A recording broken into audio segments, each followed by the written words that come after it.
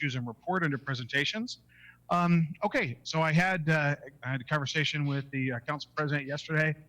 We, after much thought and deliberation and consultation with John Hutton, our parks director, the management team, and I think I told you that we were, working on this. Also considering the fact that many of our neighboring cities, from Auburn, Kent, Tacoma, have, for a variety of reasons, have canceled their 4th of July celebrations. Unfortunately, we're not going to be able to do red, white, and blues the way it's normally been done. I would also say, we received from the governor the Washington's phased approach, and phase 4, which would allow that, actually would not actually begin until a few days after the 4th of July. So we technically would be in violation of the governor's order. But we were trying to find a middle way and a pathway, and so there was some discussion, and I was looking at maybe we do the fireworks, and I had talked to the council president about this as well, do the fireworks without having the event. But we also need to be careful that we don't invite violations of larger groups. And I also think that this will mean a capture of probably about $45,000 to $50,000 in savings at a time, especially when money is going to be presumably pretty tight. So it's sad news to report that, but I'm sorry a decision had to be made. And obviously we've been watching the governor's orders, and we've been actually had the governor had a press conference today as well, just talking about the manner in which the government's going to be reopened and what the benchmarks look like. So any questions about the red, white, and blues issue, council? Okay, I know it's a bummer, but we'll look forward to 2021, and we'll find a way to I think we'll find a way to bring the community together and do special things, so that's unfortunate the way that worked out. Okay, as promised, we have May a financial. Can I ask a question? I'm sorry. Absolutely. I forgot to raise my hand. No, it's okay. Is there any way we could do something on Channel 21? That's a thought. We could always replay, last year's fireworks. That's a good idea. Actually, one of the things I was actually contemplating was to light the fireworks, put them on Channel 21, simulcast the music on a local AM radio station. This is actually what I was kind of thinking about. And have it on the Channel 21, have it on a local radio station. But we would probably be the only city around that lights fireworks, and I think there could be a situation in which we get other people. But I think you're right. We got to do something on 21, and maybe even something fresh and new. So let's look for a way to do that on Channel 21. It's a great resource. Anybody else on that issue? I have a question. Yes, and you know what I need to do? I need to check to see if I can have. Let's see here. How do I do it where I could see if they participants? Okay. Very good. Okay. Oh, Susan, you did have your hand raised. Okay. So, Council President Honda. Thank you. We always have an issue with fireworks being discharged illegally in the city. Yes. And without our fireworks being shown, we might have a bigger issue with that. Clearly. So I'm hoping that we get the message out very loudly that it's still illegal, and we still discourage the use of fireworks. Yep. Okay. Will do. So, especially if it's a dry summer, it would be pretty dangerous. I agree. I want to go that it pained me to no end to have to come to this conclusion. So, but thank you for your patience. I see Councilmember Kochmar, your hand is raised.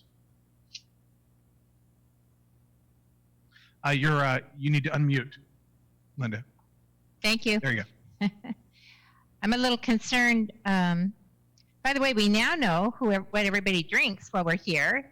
Mayor is drinking Diet Coke. Councilmember Moore is drinking Dr. Pepper. I've got Diet 7-Up. Anybody else? I'm sorry.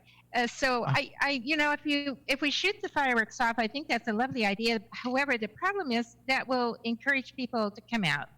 And I don't see them staying in their cars. They're going to mill around and come in, and they're not going to understand because a lot of people come from other cities. Yeah. So we're just going to have a problem this year with people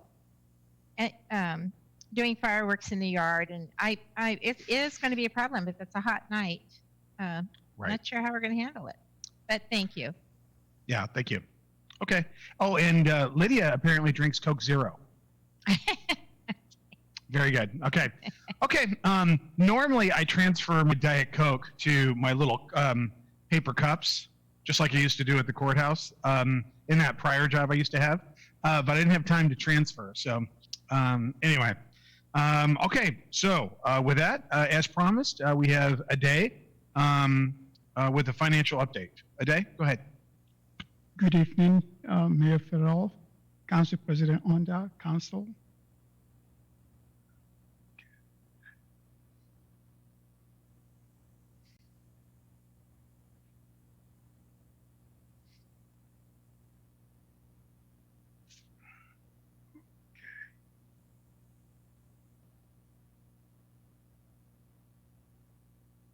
Okay, can you see my slide? Yeah. Okay. This is an update just through the end of last month. And we'll talk about the status on Dumas Bay Ce, Federal Way Community Center, Performing Arts and Event Center, and impact of all the three on the city based on the information that we have and the decision that the mayor has made, an update on the sales tax. This is what Dumas Bay revenue growth looks like, showing our 2019 and starting from April, May, what the revenue looks like. For Dumas Bay, despite the fact that half of the month was shut down, we were still be able to make 31,000. But if you compare that to 125,000 from last year, so that is very, very small. And with April, May, and June totally shut down, we're expecting zero revenue. Unfortunately, simply because we are shut down does not really mean the expenditure for the building will be zero. I think Mayor has acted in the way where we let go of all the temporary employees and reduce the regular employees. For Dumas Bay, we've pretty much eliminated or temporarily lay off most of the employees except 3. I think part of the reason why it is important for somebody to be there is to make sure that the properties are not vandalized. We're still turning the heater on to warm up the building. There's still a little bit of water. There's still electricity that is being used. But as Dumas Bay and the Performing Arts Center and Federal Way Community Center, we're working with them to see where we can further reduce costs, especially if the buildings are closed. But this is what we spent on Dumas Bay last year, and this is what we're projecting we will spend this year. Community Center, the same thing. You can see what the revenue for 2019 was, and because of total shutdown, what the revenue for 2020 will be. Again, if you look at the month of March, last year the revenue was about 135,000. This year we made 60,000 or 61,000. And with the total shutdown in April and May and June, that will be pretty much a zero revenue. Spending, again, because of the decision of the mayor made in terms of what we did with some of our employees, we've been able to bring down most of those expenses.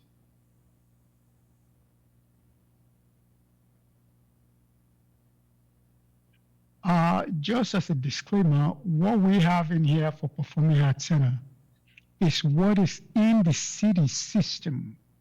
Even though I'm showing zero revenue in January and February, is what they've reported to us.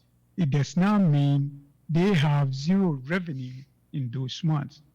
And also, in fairness to them, I think because they lost their finance manager or finance director, they're having a hard time in getting some of the financial information to us. And also, according to the contract, we're supposed to get this monthly, but they're working on it. They've managed to hire somebody permanently now, and I think that individual is using this time to catch up on some of the months that they have not done. So that is why the revenue, and you will notice also later the expenditures too, are kind of skimpy because we report what they've reported to us.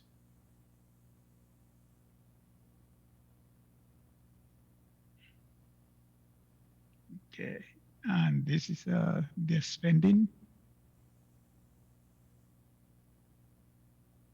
And this is the impact of the total.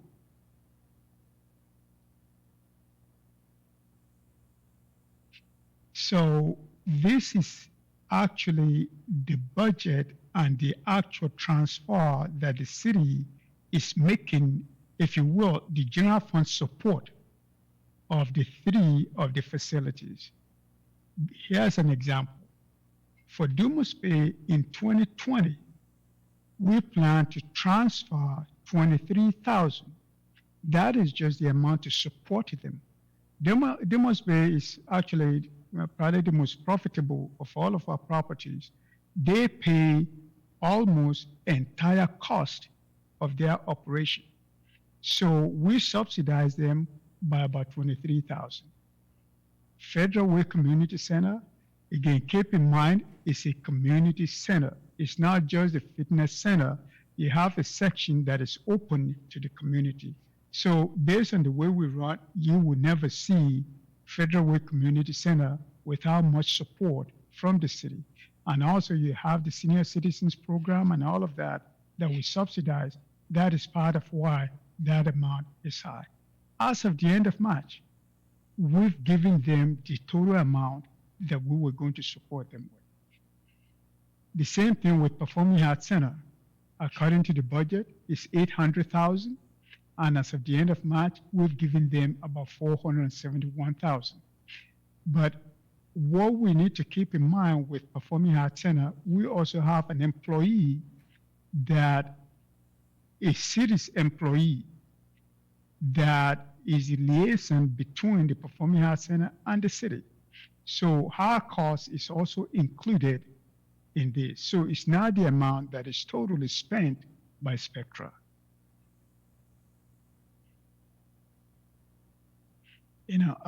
Based on the conversation last time, just to be clear, none of this amount includes the debt service for the facilities. When we pay the mortgage on any of this building, so this amount of support does not include that.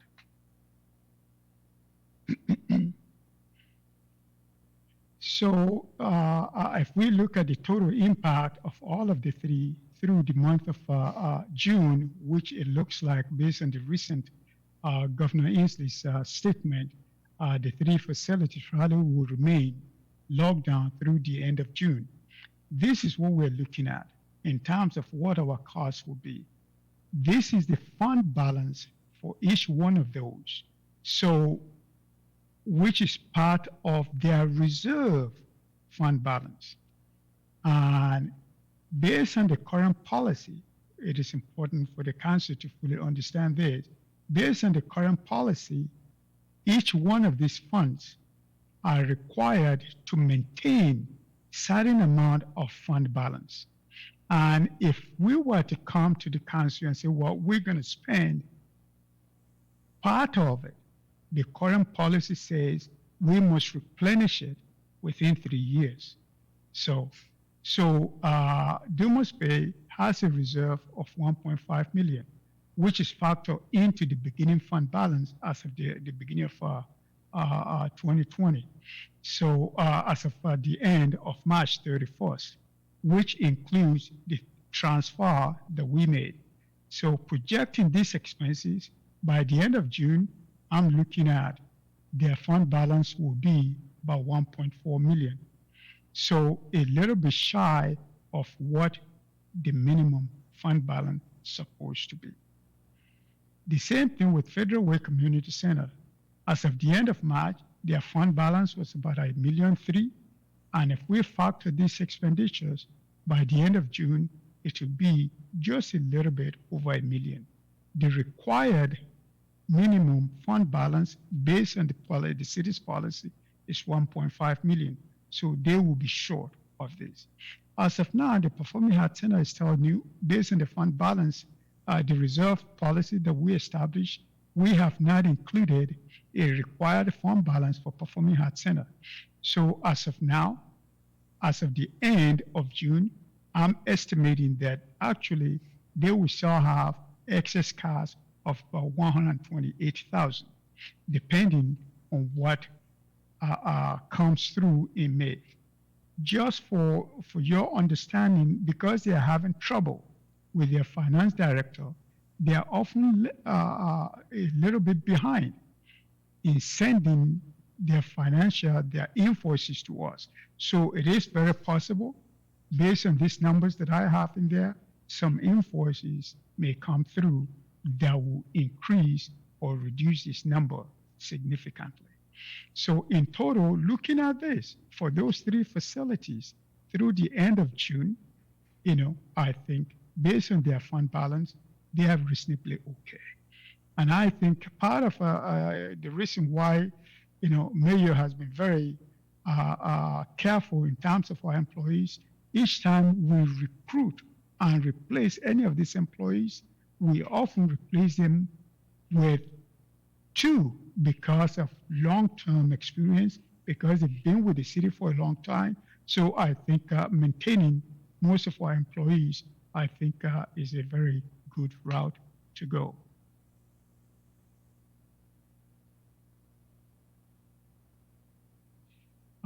As I mentioned, we're still working with all the 3 facilities to see, well, maybe we can reduce the temperature heat, maybe whatever it is, to minimize some of these costs. And I think by the time, either next time that I make a presentation to you, or towards the end of the by next month, some of these numbers will change, because they are all estimate of what I think they will spend. Our sales tax, again, as I pointed out last time, much activities will not show up to the city until towards the tail end of this month. So we're usually 2 months behind. This is what we did last year, and this is what we're doing this year. So actually, before the coronavirus, we were actually doing reasonably well, a little bit better than last year. And I think, again, as I pointed out, I do believe that what is happening with Lowe's, with Home Depot, with Walmart, with Costco, I don't think we will see much loss as, everything appeared to be. That is also part of what is showing up in the community development permit fees. Some of the individuals that have been meaning to do some projects, now that they are home, they are going to Home Depot and Lowe's, buy some stuff to fix the fence or do the modification to their property. So I think, but again, I'm holding till towards the end of this month to see what the true sales tax revenue looks like. But if it goes with this projection, I'm estimating that in May, we probably will lose these, and in June, we probably will lose this.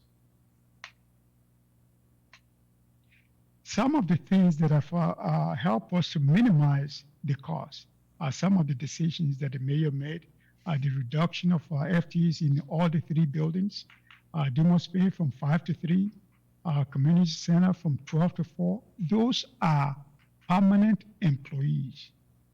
All of the temporary part-time employees are off. So Performing Arts Center from 6 to 3. And again, to prevent breaks in and theft of these buildings, we need to have people in there. Otherwise, I think some of the pristine property of the city will end up being vandalized, that it will actually cost the city more money to fix them than to make sure somebody is keeping an eye on the property.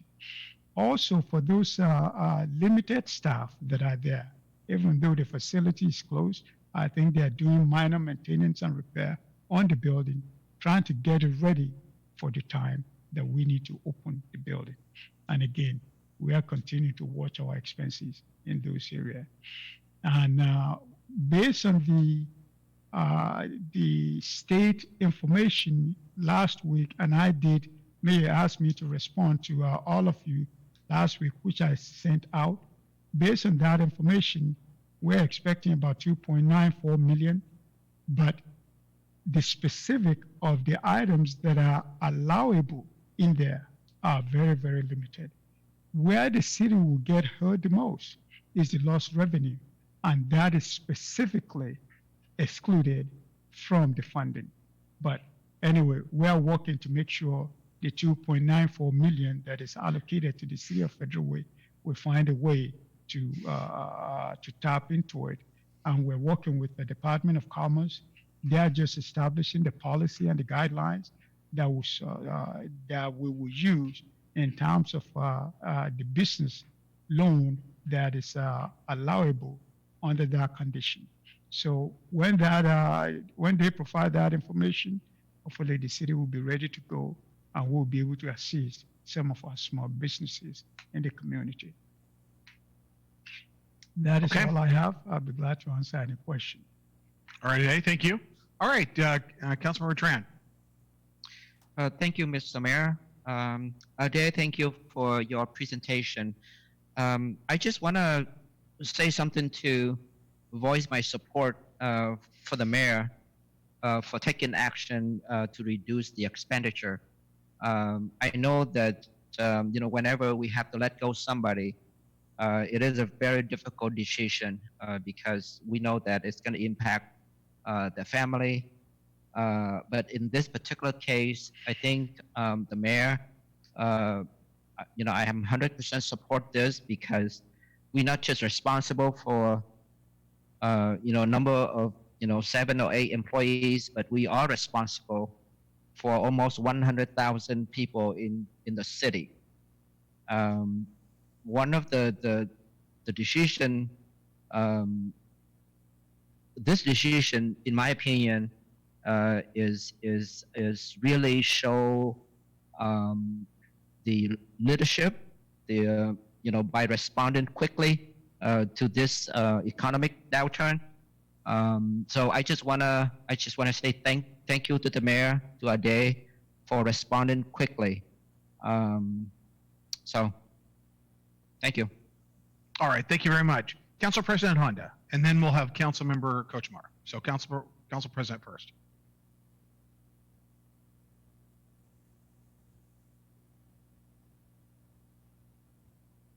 Hello? Susan? Okay, now can you hear me? Yes. Okay, sorry. Thank you, Ade, for the report. The folks that were let go from the city last week, were they layoffs or were they furloughed? It's a great question, and actually, they are temporarily laid off. Furlough has a certain connotation, and it's something that Ade, why don't you explain the difference and why we did the laid off versus the furlough? And I think you'll hear the difference there. Certainly, as soon as the community center opens up, and we've communicated this, those folks are going to be brought back. But Ade, can you tell us the difference? The difference in follow is if we were to follow them, you will reduce your salary, but they will not be able to claim unemployment. Also, if you follow them, we will be liable for the retirement on them anyway, because they are still employed by the city. By the temporary layoff, even though I think Mayor has been very kind to the employees, for some of them, we maintain some of their benefit. But because they are laid off, they will be able to claim unemployment. And as of now, I think some of these people can actually earn through the end of June almost about 163% of their income, depending on how much they're making. And they're able to, all of that money is now coming out of the city's insurance, unemployment insurance pool, because the federal government is kicking in.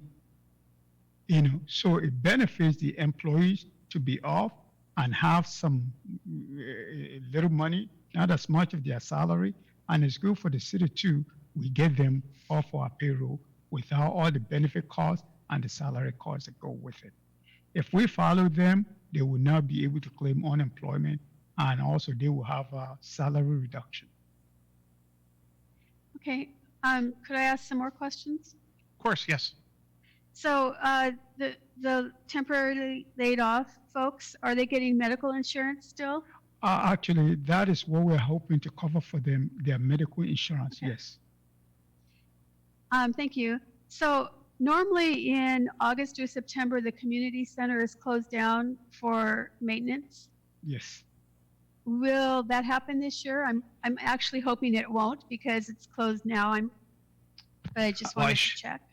Actually, I'm going that to have John Hutton pipe in, because he actually, sorry to cut you off a day, but John Hutton, I see you have prompted up here. Can you tell all the work that was done prior to this, and the extraordinary amount of effort that was done, you know, by these folks prior to this last step being made? John? Absolutely, Mayor. I couldn't be more proud of this group of people, including the 9 that we unfortunately had to temporarily lay off. They have, in this period between the closure forced by COVID and now, we have refinished all of the hardwood floors in the building. We have painted, we have acid washed all the pool decks, we have cleaned, acid washed, and regrouted all the tile in the building. We have done an amazing amount of work. We've done some artwork on the walls. We have been tireless. We've done about 4 times what we could normally do in that typical Labor Day closure. And to answer your original question, we are not planning a closure because we want to turn this revenue faucet back on immediately. And so when people walk back into the community center, it's going to look brand new. We always keep it up very well, but the amount of work that's been done now is beyond astonishing. You will be blown away when you see it, and we can't wait to welcome these employees back. Awesome. Right. And tell them about the work at the PAEC as well. The PAC has, and Council President, you'll be very happy to hear this. We removed all of that in the artwork grass area where the public art is located. We removed all of that material. Again, these were people who were continuing employees, including those community center folks that came over there, and we removed all of the vegetation and all of the contaminated dirt. And when I say contaminated, only contaminated with weed seed, not anything chemical or anything like that. And we have put in new high quality topsoil and covered that. We don't want to go to the expense of putting new plant material in until it's more appropriate to spend money on that. But we have that new weed-free soil in there. Looks fantastic. We've also done pressure washing, cleaning of the highest level. We're keeping an eye on the place, as Ade mentioned, to make sure that we don't have problems with undesirable activity in or around the PAC. Staff works hard every single day and has done a great job. And in addition, the PAC is hosting some other departments over there for social distancing and safety purposes, including from finance and our human resources department. So we're hosting other departments in a safe manner to keep everybody safe and healthy, as well as looking very forward to the time when we can get people back in there. So a lot of work has been done on future planning, on what we can do to get people back in safely, as long as we follow the guidelines and get that building restarted and get that revenue stream back on, because they were having a great year until something completely out of all of our control hit us all, as was the community center, as was Dumas Bay. All three have done amazing work on all three facilities. Work has been done that will benefit us for decades into the future at all three facilities. And so for that, I'm eternally grateful for those employees' work ethic and high character to continue working hard in unknown times to benefit us all in the future. I'm happy to answer any other questions. I have one other question, but it's not for you, John, but I do appreciate your answers, and I appreciate the work that's been done, and very glad to hear about the public art piece at the PAC, that it's been taken care of. Thank you. Yeah. Also take a look at the flower beds over at the community center as well.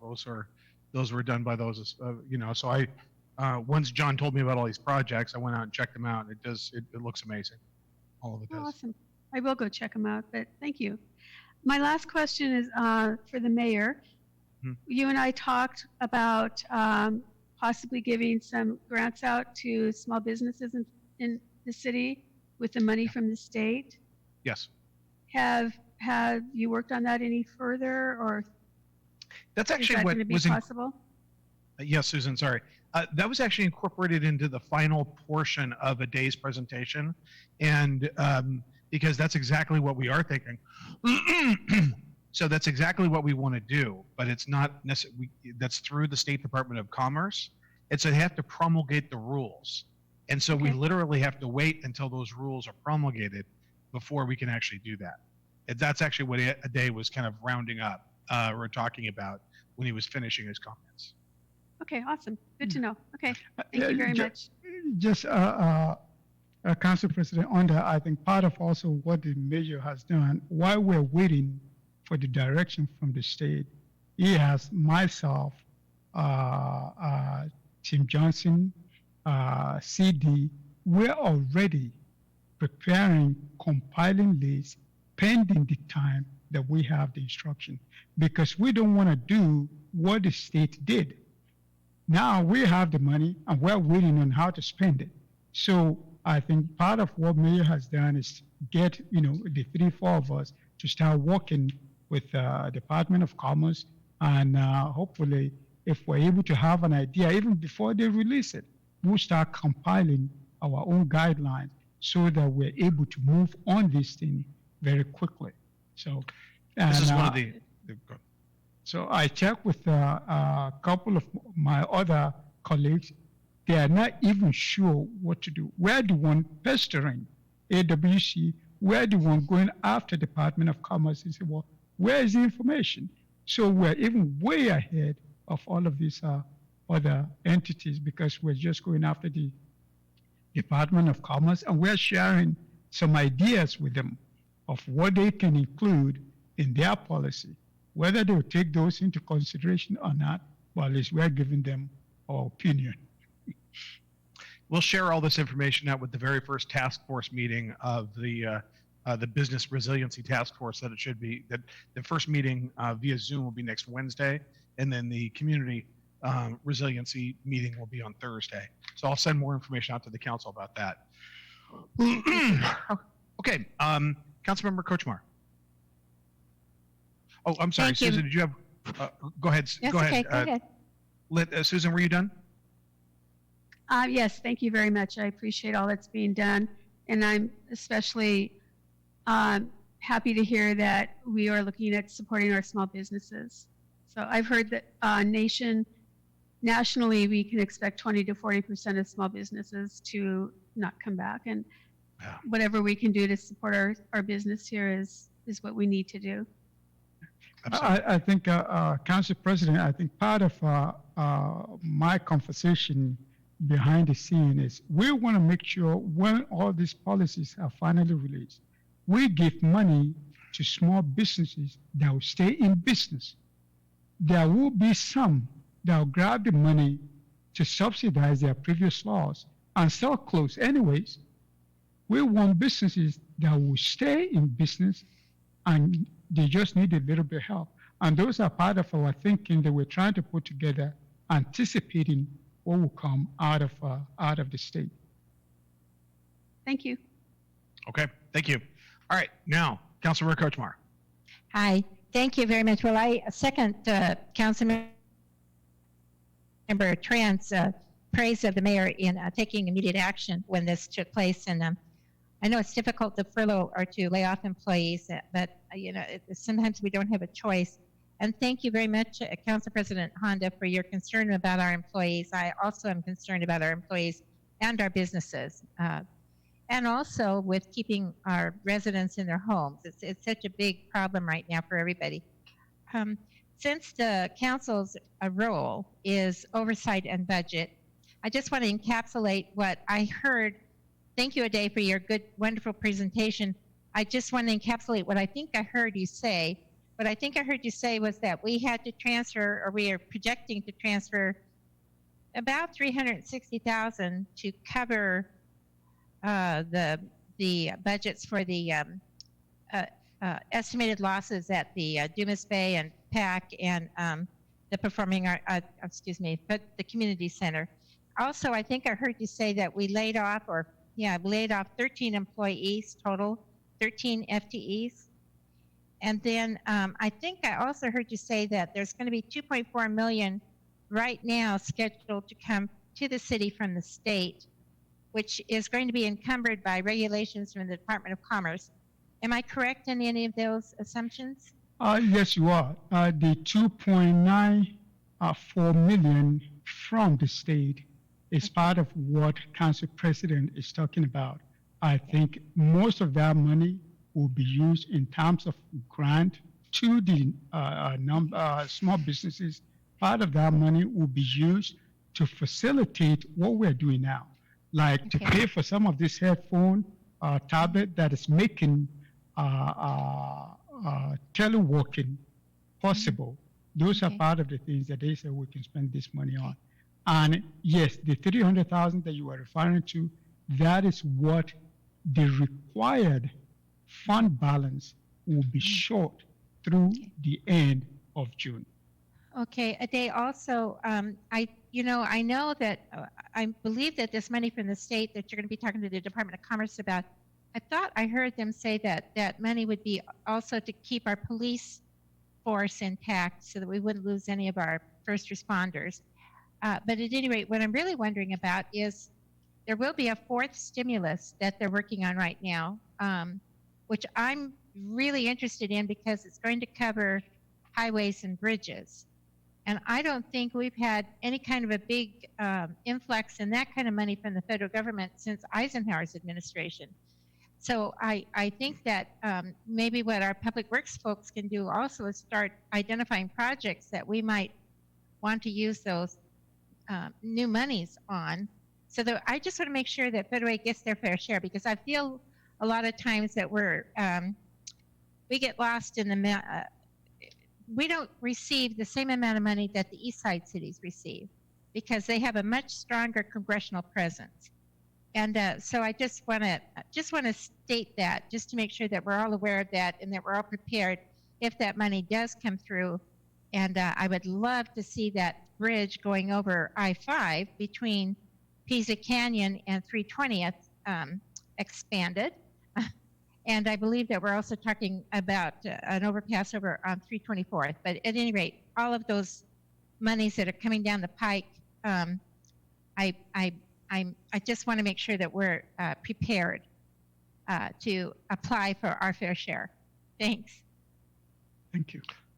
Okay. Let's see here. Lydia, Councilmember Cepheus. Thank you, Mayor, and thank you, Ade, for the presentation, and the questions that were asked were very enlightening.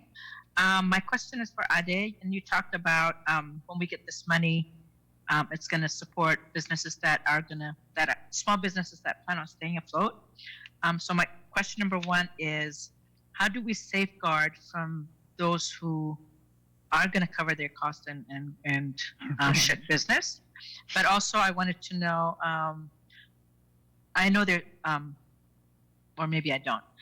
Any federal monies coming to the small cities? Well, cities that are under 500,000 population. So, those are my two questions. Okay. Yes, I think even though before we see the specific guidelines from the state, like I said, the mayor has pretty much asked myself and team and to come out to start thinking. And again, that is one of the thoughts. We need to make sure whatever process we're going to put in place that we do not we find a way to screen out people that just want the money to reduce their loss and close shop. We would rather have people that would need the money to stay in business. Also, we want to make sure, and part of when we did call a lot of restaurants. And through this process, we also say, well, actually, you need to have a license. And while we're doing this calling, we actually found some of the businesses that have state licenses that do not. And we gently reminded them that, yes, even though we know you're going through challenge time, but the law requires you to have business license in the city of Federal Way. Yes, we can delay, give you some wiggle room, but nonetheless, you still need to have that. Those are part of the list of things that we're trying to compile to make sure that the money is effectively used and the money also benefit the city. When I say benefits the city, for somebody taking the money and run, that doesn't benefit the city. Yes, it benefits the individual, but we want to make sure that whoever is getting it is able to remain in business, keep people employed, and of course, give us our share of the sales tax too. So that is how the city will fully recover. We are thinking about that. Remind me of your second question, please. Any money coming directly to us from the federal government? As of now, there's no direct money other than these 2.94 million. There's no direct money that is being assigned to the city. I think, like a council member Coachman mentioned, maybe in the next wave of the allocation, maybe they'll do that. But as of now, there's no direct money coming to the. Except for the CDBG money. Remember, there's an allocation of $300,000. No, it's $432,000 of CDBG money. Sarah, are you on the line? I keep thinking we should probably have Sarah on the line for these meetings. Sarah, our Human Services Manager. So we do have that federal money. Okay. Any other questions or any other hands up? Okay. Seeing none, thank you, Ade. Good job. And we'll have again, a financial update at every meeting for the foreseeable future. Public safety briefing from Chief Wong.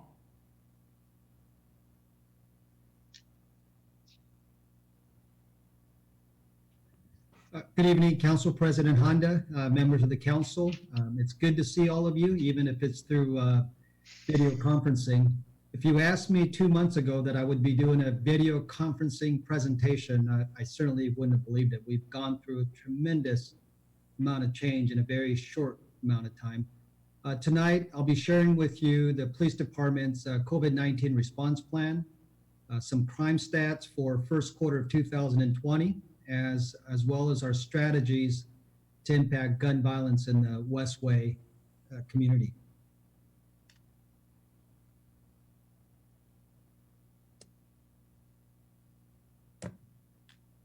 How do I go to the next slide here? It's frozen. Oh, there it is. During the initial phase, we provided personal protective equipment, PPE equipment to our officers. We had ample amount of latex gloves and N95 masks, but we were lacking in eye protection and disposable one-time use gowns. Fortunately, South King Fire and Rescue came to our rescue, loaned us some stuff to get us by till we got our own PPE equipment. We also had Lieutenant Chris Cahan come to our department at the beginning of the onset of the pandemic, and he provided reminder training for the use of PPE equipment and how to stay safe during the pandemic itself. At the beginning, we provided disinfecting wipes and other materials for our station and substations. And currently we have staff assigned to clean with spray bleach solution 3 times a day throughout the entire police department. And we think some of these measures clearly made a positive difference of keeping our staff healthy. As far as operational changes, we rapidly made major operational changes. I've been in the police business for a long time, and I can't ever remember going through in a situation like this where we were literally making changes on a daily basis. And none of us have gone through this before. And this is not something you learn at the police academy or even command college for, police administrators. So it's certainly a unique, unusual occurrence. We trained quite a bit on bloodborne pathogen and infectious disease protocols, but we were now dealing with something that's highly contagious, which brings a lot of fear with our public as well as our staff. We changed the way we respond to calls for service. Typically, we want to get close to our citizens, get to know them. In this rare occasion, we were actually trying to do social distancing to keep ourselves healthy as well as the public. We closed our front desk lobby. We do have a call box, emergency call box outside. If people come to the city hall or police department for help, there's a way to reach us indoors. Also, our Valleycom 911 center. We no longer conduct patrol briefings. If we do briefings, it's outside by the Sally Port, or we do it electronically, but we stopped doing that. We're worried that if one person had symptoms or came down confirmed positive on COVID-19, that we would have to essentially maybe the whole squad would be quarantined or even a shift. So we were trying to consciously avoid that type of situation within our agency. Video conferencing for command staff meetings and other meetings are done by, we stopped doing person meetings, and we eliminated or reduced the non-essential meetings within the agency. But we stopped responding to senior care facility for non-emergency calls. And if we do respond to a senior care facility, generally speaking, the fire department would go in first. If there was nothing criminal, they would handle it. We wouldn't even go into the center. Part of this practice was really to protect our senior residents as well. As a police officer, during the course of your shift, you're coming in contact with several people throughout the day, sometimes even having to go hands-on. So we want to make sure that we weren't the ones that were spreading the disease. Valleycom started screening calls and to let us know if we needed PPE equipment at a particular call or not. So that's something new. For non-emergency calls, we try to do more online reporting or do phone reporting by our officers. In-station reports, we would take it outside front of the front door, front lobby area, not in the building. And then non-essential employees are working remotely for the police department. Basically, we don't have too many non-essential employees. So there's about 6 employees within the police department that are teleworking at this time. So we cancel all police community events. No visitors are allowed into the police station at this time. All ride-alongs are canceled, crime prevention programs on hold, and we cancel all training in-state, out-of-state at this time. Our school resource officers, there's 5 of them, and 3 mall officers contract with the Malone and Geyer organization. So all of them are now assigned to patrol operations or to our special operations unit. We temporarily suspended our volunteer program. Many of our volunteers are senior citizens. We thought this was safe to keep our volunteers healthy. We're continuing to interview people and hire people, but we're doing interviews by Skype. And as a police department, we're participating weekly in our outbreak advisory group, as well as Greater Federal EOC oversight group meetings as well. And we are currently operating heightened awareness to protecting our businesses within our community. And we're not seeing, I would like to see the numbers lower, but we're certainly not seeing an uptick in residential burglaries. In fact, we saw a reduction in the month of April. So we did make a few arrests during this period. I think that made a positive difference, but we're doing okay. We're not seeing an uptick with commercial burglaries. So contingency plan, we did a lot of this at the beginning because the early on predictions were far more people were going to be sick than people that are sick now. So and death as well. So we developed an emergency staffing plan. We've involved other department members and labor groups. If our people got sick, who would then backfill patrol? And we worked our schedule all the way up to a 12-hour emergency schedule for our department. We developed an exposure plan. If an employee was potentially exposed to it or they tested positive, what would be the steps? And we created flow charts, training bulletins in the month of March, so people knew, had a pretty good idea of what we would do.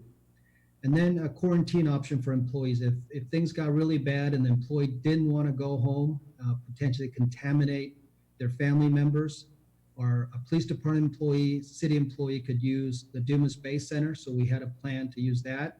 And later on, in fact, it was this month, a local hotel came through and at no cost, we're going to house our first responders and city employees if an employee didn't want to go home. And then continuity of our operations plan for command staff. In the event the chief of police became ill or a deputy chief, we had a plan in place, total of about 7 people that would function as the acting chief if necessary, with different roles within the agency.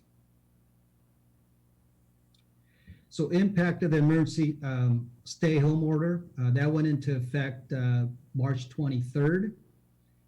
So in March, our calls for service was down 7%. And that kind of reflects a significant reduction of our citizens moving about starting March 23rd. Our traffic volume was down significantly. We're not experiencing too many car accidents at this point, virtually with limited number of people on the road. Our crime numbers in March was down 10% overall. Our domestic violence calls were up 13% in March. And we all know that domestic violence calls are underreported. I know that a lot of our community members are suffering, living in fear, and we know that there's a lot of child abuse going on as well. So all the crimes going down, domestic violence, assault, aggravated assault, are kind of the crimes that were up. In April, through April 26, almost a month, our calls for service is down 22%.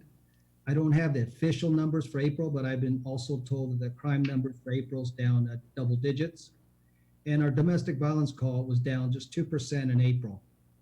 Now, considering other calls were down 22%, domestic violence call did not fall as much.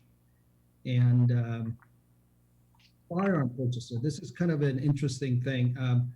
FBI has been keeping track of background checks for firearm purchases since 1998.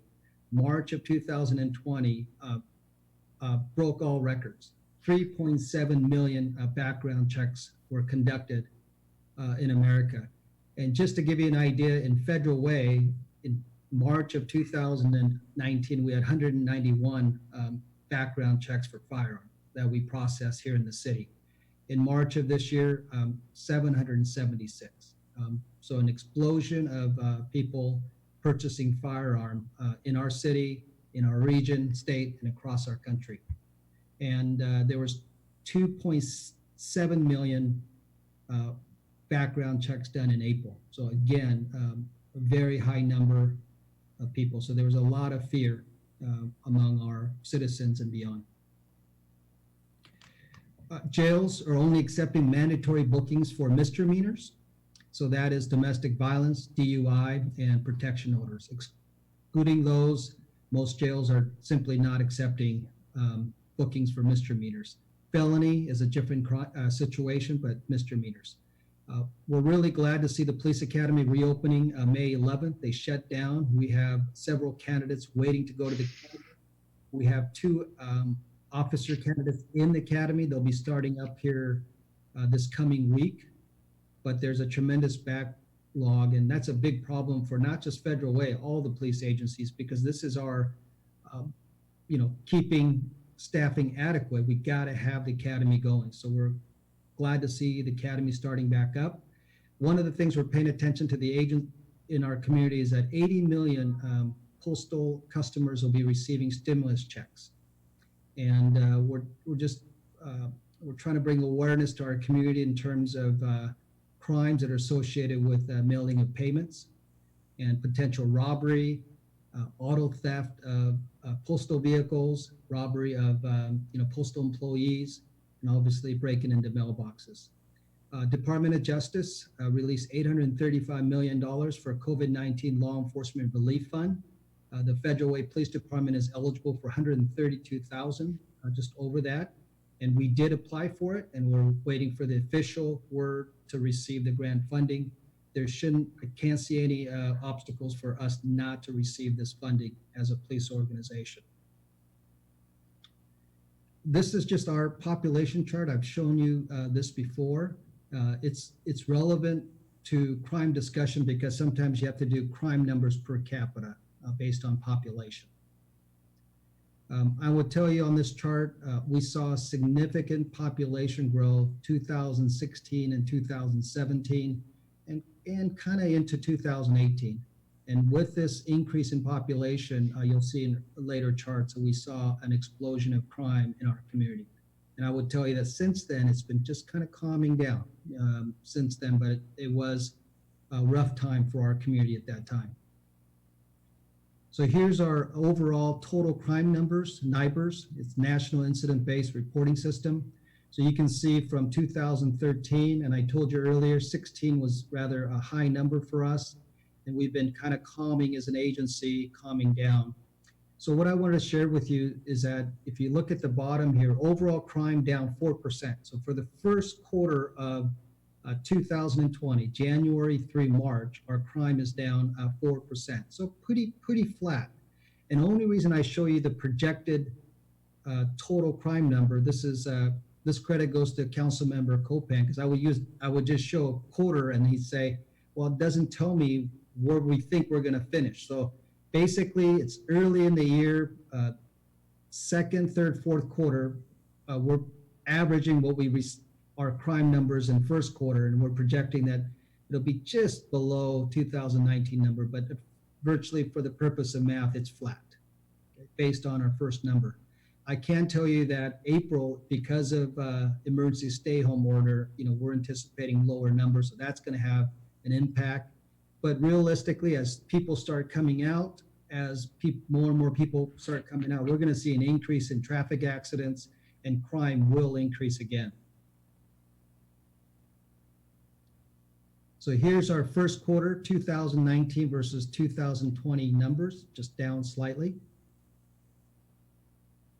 And this is our crime number per capita. If you take the population and the number of crime, you can see that we are, I can't see it on my chart because of the video, but I think it's 70 some, very, very flat to 2019 at this time. So now I wanted to talk about Westway gun violence prevention. I would tell you, as a city, throughout the city, we're not really experiencing any unusual uptick in gun violence. It's really concentrated in this small geographical area known as the Westway community. And we've had, so here's our really short-term efforts that's being implemented to impact the problem in this particular neighborhood. Our detectives are aggressively investigating these shootings and the homicide that's occurred there. Obviously, we want to identify and hold these individuals accountable. That's the quickest way of preventing further violence. They've run into some challenges and obstacles with this particular investigations, the fact that there's a lack of cooperation with the parties involved. So we're going to have to create our own opportunities and breaks. And I would tell you that we have some of the best people working on this. If these crimes are solvable, I'm confident our people can. Right now, what we're doing is we have 2 officers sign their significant number of hours, 7 days a week, varying times. We're asking our officers that are assigned to the west end of the town to provide extra patrols on all 3 shifts. We're using our special investigations unit, our gang officers, to conduct POP, what we call problem-oriented policing, identifying problem areas, potential problem residents, working on evictions, and those type of things. So we have our gang officer and special investigation unit kind of taking the lead, addressing the problem there. We're using our automated license plate reader vehicles. If they're driving around and there's a vehicle in there, it's going to record license plates. And if we do have a shooting incident or a major crime, there's a good chance that the vehicle will capture the license plate of the vehicle involved. We've installed temporary placement of pull cameras. We have cameras in Westway community now. They are covert. They're short-term, and it's already come in handy. On Friday, May 1st, we had a young man who arrived at St. Francis Hospital with a shot wound to his leg. He claimed the shooting occurred in Westwood at a particular place and location. Bottom line is, through video evidence, we were able to show that there was no shooting at that site at that given time.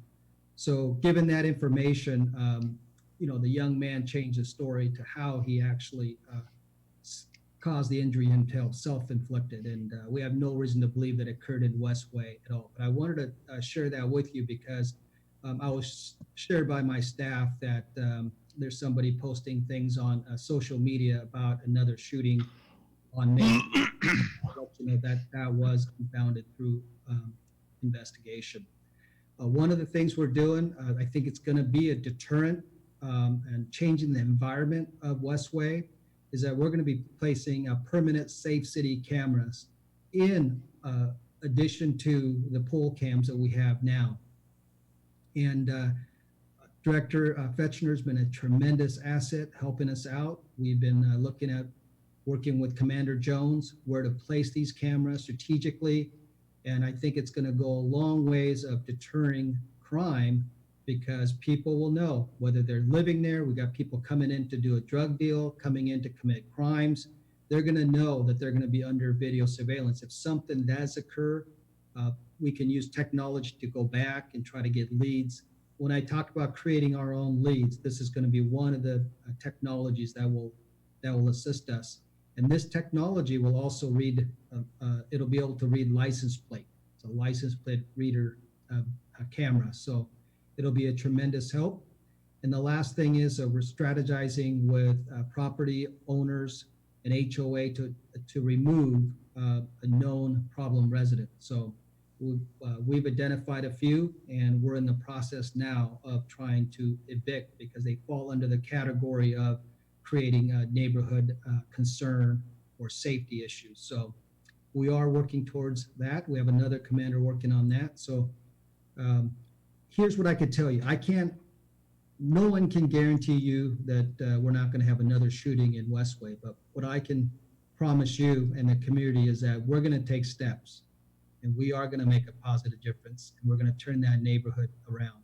In addition to all these things that we're talking about, we are also going to go meet with the parents of these kids. We have kids identified that are high risk, and we know they're involved in crime, gang activity, drug activity, among other things. We're going to be working with their parents. We'll work with others, provide them with resource. We have officers that speak other languages. We are going to go in and try to make a positive difference. That's my assurance to you. I can't predict human behavior. I can't predict what a reckless young man will do without proper guidance and so forth, but we're going to make a positive difference. That's our commitment. And then one of the other measurements that we look at each quarter with all of you, is our response time. And I can't see the 2020, but what I can tell you is there's really no change from 2019. The very bottom numbers, after first quarter, we had 17,444 calls for service. If you times that 4, it's around 70,000 calls for service. It's lower just because the emergency stay-home order. And when people are staying home, why does crime get reduced. Simple thing. One of the things that people do, they do internet sales and purchases, and that's when thefts occur, robberies occur. Just bottom line is with people staying home is having a positive impact on just crime at this point. One of the concerns I have as a police chief is that there is a counter elements of people being released from jails, prisons, and at some point, if everybody's out and about, it's possible when I tell you the crime could be up later in the year, it's very possible. But for now, we're doing okay as a city, and we will continue to work on the Westway community. It's a priority for us. And I'd be willing to answer any questions that you might have. All right. First, we'll start with Councilmember Moore. Thank you so much, Mr. Mayor. Chief, I honest to God, really am grateful for the work that you're doing, and with all due respect, more importantly, what your department and your offices are doing during this difficult time, from keeping safe themselves to continuing to serve our community. So a huge thanks to everybody in your department. And my question and really ultimately my concern is, and this kind of comes, many of my colleagues will know, and some people in the community will know that my wife is the best social worker in the state of Washington. She just got her master's degree just really several weeks ago. But she does a lot of work in child abuse and trying to keep our kids safe in the state of Washington. And with this COVID or Corona, whatever you want to refer to it, there's just comes a number of nightmares. One for child abuse, second for domestic violence. And certainly I've heard the council talking about this. Obviously, if I remember the slide that you shared with us, it went up by 2%. Is that right, Chief? Actually, No, March domestic violence. Go ahead, Chief. Yeah, domestic violence in March was up 13%. In April, 13%. Overall crime was down. Calls for service was down 22%, but DV was only down 2%. I could tell you, I know numbers are high. I could tell you regularly, I am hearing domestic violence calls with guns involved, not always being discharged, and domestic violence with knives. I think our staff and myself, we're hearing more domestic violence calls. I think we were always high as a community, number-wise, but we're definitely seeing a lot of DV calls as a priority response for us on a daily basis right now. So I appreciate, and quite frankly, I expect, but I appreciate that you're saying it's a priority. So, what can you go into a little bit deeper in terms of what you're willing to share in terms of how has that changed from before? And I hear you saying before it was a big deal. Today, it clearly we're showing concerns, is maybe a good way to say it. But what are you guys doing differently to address domestic violence? Is one area, and then obviously cases of child abuse and whatnot. This issue is bigger than the police department. It's bigger than the city of FWCC, all of us. What I would tell you is that this current environment with emergency stay-home order, a number of people, kids aren't going to school for one. They're taken out of their routine. Parents are caring for their kids. That can be stressful in itself. We have people that are unemployed. There's stressors in life, trying to collect unemployment, and then the fear of the disease itself. I think there's just so many stressors, and then you're confined to your home, so you're not able to go anywhere. So the tempers are going to be there when people are in close quarters. So we're in a different environment right now. Obviously staying home is good to, prevent the spread of the disease and so forth, but it's percolating other problems because people are going through very stressful times in their life, and not everybody knows how to manage their, anger, right? So we're going to there's so many cases, I'm not certain, that's going underreported, and we only get the calls when the neighbor calls because they hear the fight, or somebody's so fearful, a child is so fearful, they actually call 911 because there's a gun at play in their home or something like that. But there's a lot of calls that people just aren't calling. But there's a lot of that going on. So it sounds like you guys are monitoring and trying to be as proactive, but nothing has ultimately changed in terms of actions and how you guys handle it from before to today. We're gonna, if we go to a call, nothing's changed. We're gonna hold people accountable, and people know that they're gonna be held accountable. And obviously, those type of system being in place is going to prevent violence. But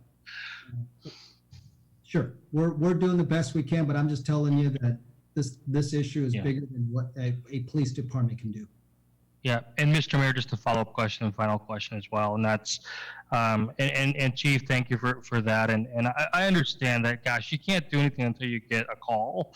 A call is what starts the investigation and holding people accountable. So I definitely understand that, but I just, I wonder what other jurisdictions are doing, which I assume they're doing the same thing we are, and I know you keep in close contact with all your jurisdiction partners. But I just, I wonder, is there an ability to, put out PR, media, social media, little ads saying, report when there's a domestic violence? I don't know, but I'll take that off session and connect with you after council meeting. Okay. Thank you with that. What I will share with you is what's happening here is not unique. I know larger city north of us reported 25% increase in domestic violence calls. So it's not unique to us. It's everywhere right now. Same environment. Yeah. Okay. Thank you, Chief. All right. Thank you. Councilmember Kopang. Thank you, Mayor. Chief, thanks for the presentation. And I do really appreciate you adjusting your presentation by doing projected numbers for the year as opposed to your previous method. I think that footnote certainly provides context, but I think it makes for a presentation that introduces less questions. So thank you for that. I do have a question for you on the Academy. Do we have any officers scheduled to attend the May 11th Academy? We do, I'm not sure because we have two that were actually in the Academy, and when they stopped the Academy, we had to bring them back to our agency. Right. Because they were already in the Academy when they stopped classes. I believe they are a priority and they're going to go right back. But the two that came out, they're going to graduate mid-June. So we'll get them back mid-June, but they're not starting all 10, 11 classes at once. They're going to start the first one, 2-3 weeks later, start the next one. Every 2 weeks, I believe they're going to start a new class to stagger them out. But we do have probably, I can't say for sure, maybe 5 to 7 people that are waiting to go to the Academy. Okay. That was going to be my next question. We've got about 7 people in the backlog right now. Yep, that's our lifeline for our staffing, and they're just sitting in line to go to the Academy. Very good. Okay. Chief, thank you. All right. Thank you. Councilmember Dawson. Thank you, Chief, for the presentation. Thank you for this, the PowerPoint. So I have 2 questions. One is around the domestic violence. I'm wondering, maybe this is a Sarah question and not necessarily Chief. I think with all the hotels that have space right now, if the nonprofits cannot take or handle the people who have to be removed from their homes due to domestic violence, I wonder if we could have some kind of a partnership with the hotels that have room that are not rented to see if they could stay there. But it's just an idea, and again, it's just to think outside the box and see how we can serve people that otherwise have nowhere to go. So it's a good thought. If I could, Lydia, real quickly. Please. I think in the criminal context, if an arrest occurs and a no contact order is filed, then the offender would be required to stay away from that residence. And I think actually where we've got victims that need to seek a protection order where there is no criminal case pending, then I think we're talking about access to confidential shelters. And that's actually the question that we should get an answer from Sarah about whether there's ample room in the local nearby confidential shelters for domestic violence, because that's where victims need to go for immediate Yeah. security. Chief, any word on, or Lydia, did you have? No, well, from my experience, though, those places fill up. And do. if you're talking about no contact order, and if it happens in the middle of the night, there's no way you can get no contact order at that point anyway. So That's right. But it's, Well, it's just a suggestion. But okay, I do have I think another unrelated question when it's time. Well, you bet. Where I think, sorry to probably put my No, go ahead. Go former hat on. I see you smiling, Susan. I think where the criminal justice system has intervened, I think for the most part, our victims are in a better position. Where there's not been formal intervention, that's where we want to do. Chief, do you know anything about confidential shelters and access to those? Sure, Mayor. What I could add to that is, every domestic violence case, when we make an arrest, obviously criminal justice system's involved, but we also provide resources. One of the things we do is we work with the Federal Domestic Violence Task Force. So we work with counselors and social agencies and so forth.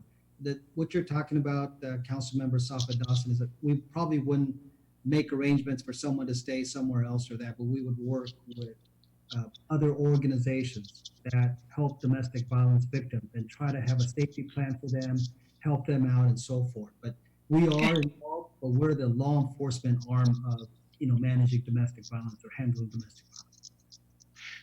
Lydia, we're going to find that answer out for you tomorrow, and we'll let the whole council know about how we're doing in regard to confidential shelters. Okay. And I asked Bill to come into my office for that reason. So, okay, your next question. One sec. There's an increase in gun purchase, a major increase. If I already own a gun, do I have to also go through background check for second and third guns? I'm just curious because I don't know if this number is an increase in number of people purchasing firearms or if it's Chief? Does that make sense?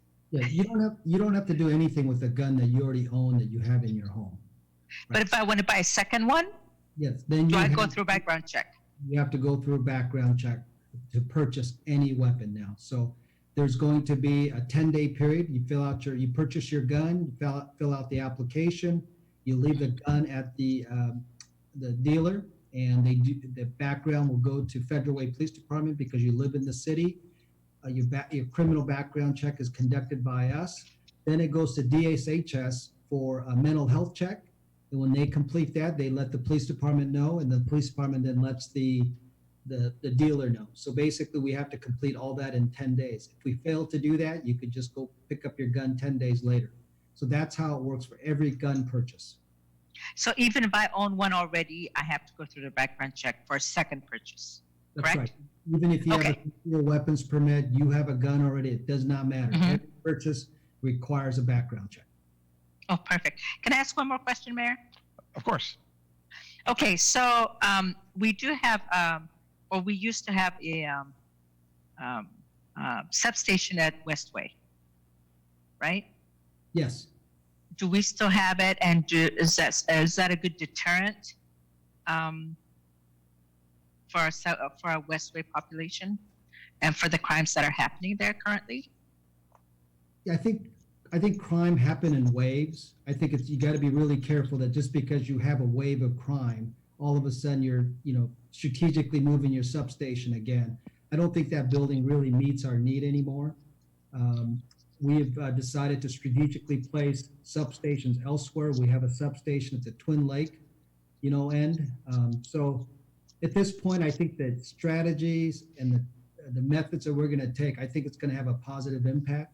I do not think at this point that I would recommend a substation in that facility itself. I've been inside and we were in a very one-person room. So, and there was a point in time we had actually 2 officers signed to Westway full time.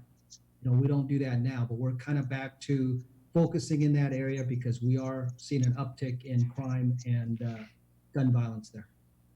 Okay, thank you. All right, thank you. Councilmember Brusso. Thank you, Mr. Mayor. Thank you, Chief, for the PowerPoint. It's very interesting. And thank you for everything that you're doing for our community.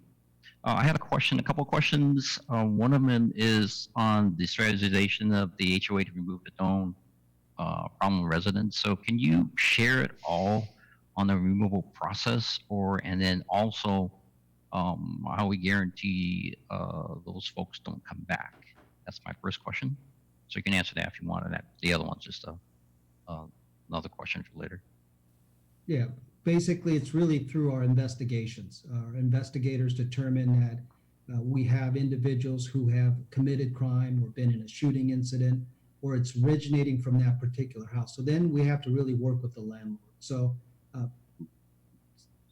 one particular home, it's owner occupied, but the other two are renters. So we've been working with the property owner, providing information, and based on our partnership or our POP efforts, the residents, the owner of these particular two homes have agreed, based on criminal activity, that they are going to evict the residents. So one of the residents has already been served with an eviction, and they should be out of there at the end of May. End of May is their last day. They're supposed to occupy the residency. So that's how we do it. If it's owner occupied, we start the process of abatement process. And if things don't get corrected, then we as a city are going to, seize your home. And that's a lengthy process. But bottom line is, we want them to bring about change. And sometimes, as far as them coming back, we can't control where people go and live. But generally speaking, property management, property owners, they're going to do some level of background check and so forth. But that's one of the strategies that we're going to use when we identify problem residents. We're going to work with, whether it's housing authority, use code enforcement, are they violating probation, maybe DOC. We're going to use all the resources available to us, and we call that problem-oriented policing or community-oriented policing. But, there's a lot of good people that live in Westway, and they deserve to live in peace. And when you got a handful of people that are acting recklessly and bringing criminal element into their community, that's where the police department comes in, and we've got to get this thing reversed. Thanks, Chief. Okay, just my last question on I know that response times for the average they have for 2020 2019, I don't know if folks know, but that response time is the time of call that Valley Comp gets it, and then your folks respond? Or is that, you know what I'm saying? Is that the response time start then, or does response time start when the officers get the call? No, it starts when the Valleycom gets the call and when the officer arrives on scene. That's the average. Okay, because sometimes folks will know, they look at the numbers and go, why is it taking so long? And so I just wanted to make sure that everyone understood that. Thank you, Chief. Okay. Thank you. Okay. Council President Honda. Thank you. Can you hear me? Yes. Chief, thanks for the report. With the increase in gun sales, is that the reason that we're hearing from the community that there's an increase in hearing shots fired? For instance, 2 nights ago, we called 911 because of shots fired. And do you think is there a true increase in people calling for shots being fired? I don't know if that's quantifiable and measurable. I would tell you people are buying guns because of the uncertainty. They don't know that is the government going to be able to keep our community safe? Is our community going to be stable? So people are buying guns to protect themselves and their family and their home in the event things go really bad and lawlessness, comes into play because police can't manage or control, the government can't protect them. So I think they're buying it for those reasons. I think with more purchases, if people don't know how to manage or handle a weapon and they're just buying a gun, we can have more, accidental shootings. And I know of at least 2 where somebody put a bullet through their apartment wall just because they didn't know how to manage the weapon. So yes, you could have those type of calls, but I'm not going to say that because you're buying a gun, people are buying guns, all of a sudden law-abiding citizens are out, illegally discharging. But you could have people who don't take proper measures to protect the weapon. They leave it in their car or not secured in their home, and their home gets burglarized, their car gets broken. So you could have more guns on the street. That can happen. But I don't think that people buying guns is why we would have more illegal discharges, but maybe a small amount just because of the reasons I just explained to you. Okay, thank you. And I just wanted to say, Councilmember Moore, some of his questions on domestic violence. We are one of the few cities that have a domestic violence task force. And in fact, other cities will come and visit us and the task force meetings to see how to set up their own in their city. And we also have a DV advocate in the legal department. And not all cities have that position either, which is a really good thing for those who are going through the process of abuse. And my other question is, if an officer were to arrest someone for domestic violence, is that a mandatory sentence? It's a mandatory booking. Yeah. So do they stay in jail or? Yes. Yep. They would stay in jail till they see the magistrate. Okay. Then bail set. All right. Probable cause needs to be established within 24 hours. They need to be seen by a judge within 48 hours, and then they need to be, depending on whether it's a felony or misdemeanor, then a charging decision is made. Okay. Yeah. Thank you very much. Okay. Yeah. I think when the judge first sets probable cause, the judge also sets bail initially, and then obviously when they first get into the courtroom with counsel and the prosecutor, then the first real bail determination gets made. Okay. Okay. Thank you. Okay. Councilor Tran. Thank you, Mr. Mayor, and thank you, Chief, for your report, and thank you for everything that you are doing and your officer are doing every day. I do have a question in regard to the domestic violent calls. Does your department keep data on a number of calls that coming from the immigrant or refugee or the people with limited English speaking, the call coming to your department? I'm just curious. I can't say it with certainty, but I've never seen that data. We would keep track of it by other measurements. If you asked how many this and that, I think we could probably extract some, but I don't think we're doing it by ethnicity on those calls or language. Okay, I'm just curious. Thank you. Okay. All right. Thank you, Chief. Good presentation. All right. Now let's move on to the next item, which is the extension of building permits beyond 180 days. This was first brought to our attention by something that the mayor in the city of Kent did. It's brought to our attention by Councilmember Kopang and Councilmember Moore. Brian, can you explain what this is, and then I'll turn this over to Councilmember Kopang and then Councilmember Moore. Sure. Thank you, Mayor and Council President Honda and City Council members. So building permits typically have a length of 180 days in which they're effective. After the 180 days expires, then their permits are no longer good. There are extension possibilities for unusual circumstances, and we have granted those before. And in this case, what we would propose to do is in cases where active building permits that have been on hold, so to speak, during this time of crisis, they would be granted automatic extensions for that same amount of time during which the construction was halted. Basically, what that means is if you have a building permit for the year of 2020, that it would be effective for the year of 2020. It wouldn't expire before the year is over. And if there is any other permit out there that would be have any additional unusual circumstances that would need additional extensions, we could have that discussion on a case-by-case basis. But what we're proposing is any building permit that is effective in 2020 would not expire at any time in the year 2020. Okay, Happy to Councilmember answer any Kopang. questions.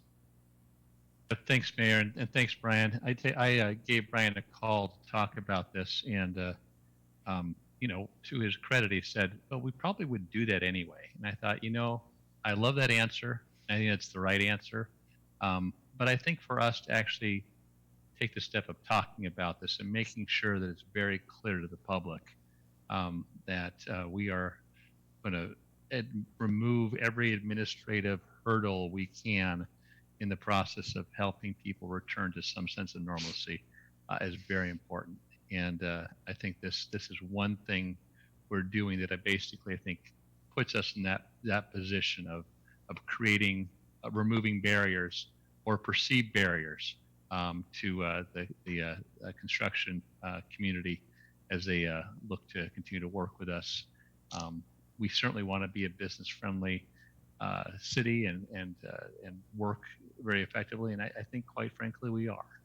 I think in large part due to the efforts of community development and public works. But this is just one of those things that, while we didn't have to do it, I think from an administrative standpoint, it just sends a great message. So I wanted to thank Councilmember Moore for looking for these types of opportunities. I know he, as a member of the Land Use Transportation Committee, is really, I think, working hard to make sure he's adding value. And this is just a great example of him being very proactive and looking for that opportunity. So anyway, thank you, Brian. Thank you, Mayor. And thank you, Councilmember Moore.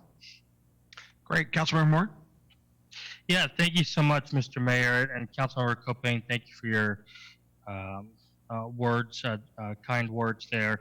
I'll keep my comments really short, which may be a shock to my colleagues. But plain and simple, this is a difficult time for everybody. And one of the things I want to do as a council member, and I think we're all invested in this, and that's how do we lift up barriers? How do we support businesses, entities, individuals, people, families during this difficult time? And so, Brian, thank you for your involvement in this. Thank you for your help with this, and Mayor, thank you for adding this on the agenda.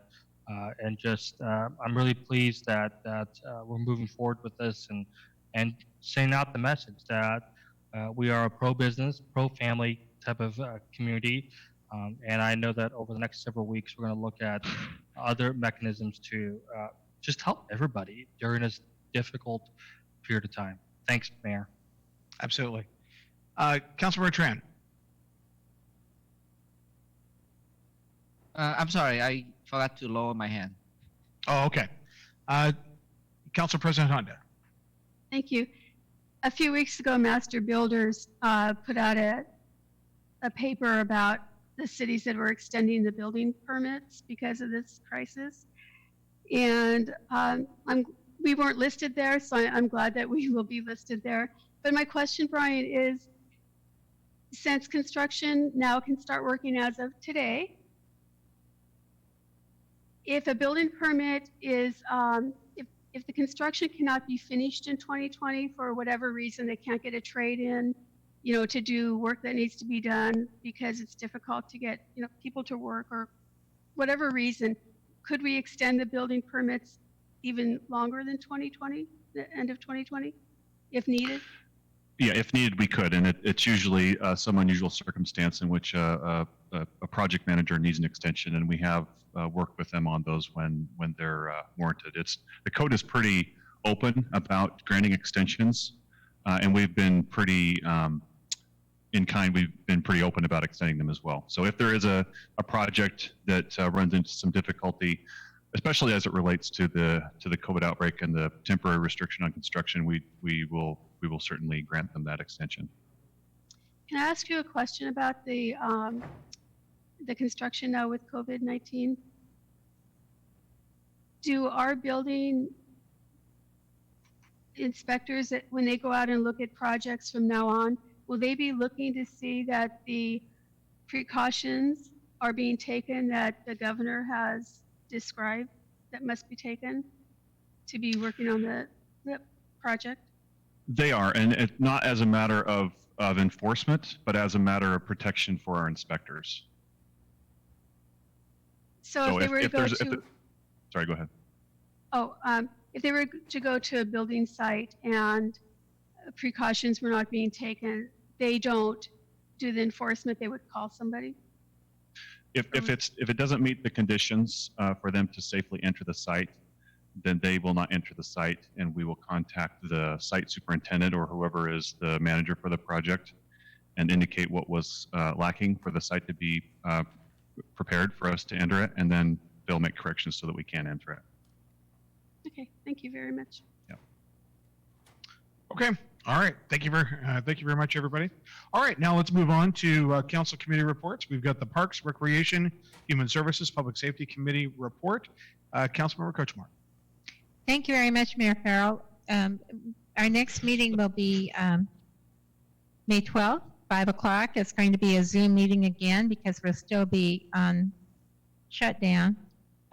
Very small agenda. We're going to talk about an MOU between basically the city of Fedway for the Pacific Highway substation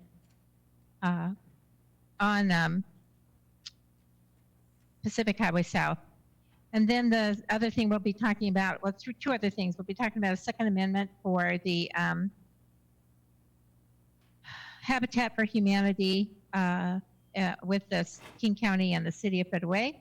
It's an amendment to an agreement. And then we'll be talking about the CDBG COVID-19 funds, and that's going to be with Sarah Bridgeford Ford, and that will be regarding human services. So that'll be a much bigger topic. And basically, tune in May 12th, 5 o'clock, and Parks and Human Services, Public Safety will be on YouTube at that time.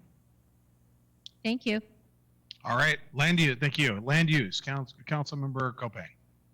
Thank you, Mayor. We had a good meeting last night, and I think everything that we talked about is going to move to the consent agenda, their next council meeting, including the approval of the HOV extension from basically Kitts Corner down to 358th, which actually came in almost $800,000 under budget. So the rest of the story is not total, not yet, but I think just another great example of the city really doing a good job of managing the resources. I did think that there was the one conversation we had in particular was brought on by a question by Councilmember Kochmar, and that allowed that question basically springboarded us into a conversation with Director Walsh from Community Development on the strong partnership that we have with the utilities and how effectively we're able to work with them to help them manage projects, just the different things that we as a city do to make that partnership more effective. So again, I think that there's a lot of things that we do very well that really don't get talked about just because we're doing them behind the scenes. Again, I could say the example of us basically automatically or leaning toward automatically extending a permit, we're talking about it. But I think that really is, a definition of a city in that we really are trying to find ways to improve and add value in our partnerships and in our interactions with the public. So again, I thought that was a great conversation. I wanted to thank the council. We actually had every member of the council there last night for that meeting. So anyway, thank you for all of you and for your participation in that meeting. And thank you, Councilmember Kochmar, for your important question. And that's the next Land Use and Transportation Committee meeting will be on June 1st. And I would love for us to be meeting in person. We'll see if that actually happens or not. But these Zoom meetings are great, but they do have their limitations. So anyway, thank you. That's all I've got. Okay, thank you. Finance, Economic Development, Regional Affairs Committee, FEDREC. Councilmember Tran. Thank you, Mr. Mayor. Our FedRex meeting was held on April 28, of course, on Zoom. The committee approved to forward these items to the consent agenda today. the monthly financial report for March 2020, vouchers for March 2020, resolution fee schedule amendment regarding small wireless, resolution purchase sale emergency radio network operator interlocal cooperation agreement, and the MOU between Valley Communication and the city. The committee also had a discussion about the project 610, planning for the new joint use operations facility. There was a really good discussion. Committee members recognize that it is important for the full council to discuss about this important project. So thank you, council members, Copan and Coach Mar, for agreeing to move this particular item to the council business instead of the consent agenda for today. So I really appreciate that.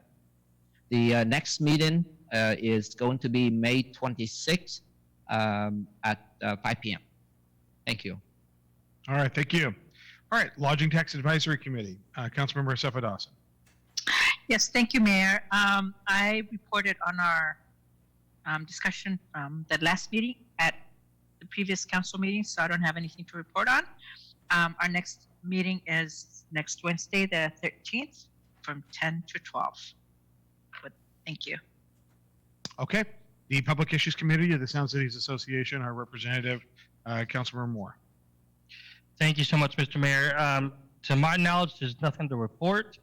I know that Deanna has done a phenomenal job of keeping all of us, and I believe all of us are included in her emails, have kept us in touch of what the state is doing to what the county is doing, what public health, their reports that they've been sending us. So a huge shout out to her and her keeping us posted. So other than that, there's nothing to report at this time. I'll keep everybody apprised once with the next meeting. Thank you. All right, Council President Honda. Thank you. So the council came into City Hall individually on Saturday, and we filmed our civic lesson. We all got to see, if you had time today, what those turned out to be, and we will soon have those available for the public to watch. I think it was very interesting what topics every council member chose, and I'm hoping that the students in the school district will learn something from what we had to share. It's very exciting that we did this, and if it works out and people are interested, we can do it again in the future, hopefully for the older students. I think the committee meetings are going really well on Zoom. I know we all want to get back together in person, and I'm hoping that happens before the end of the summer.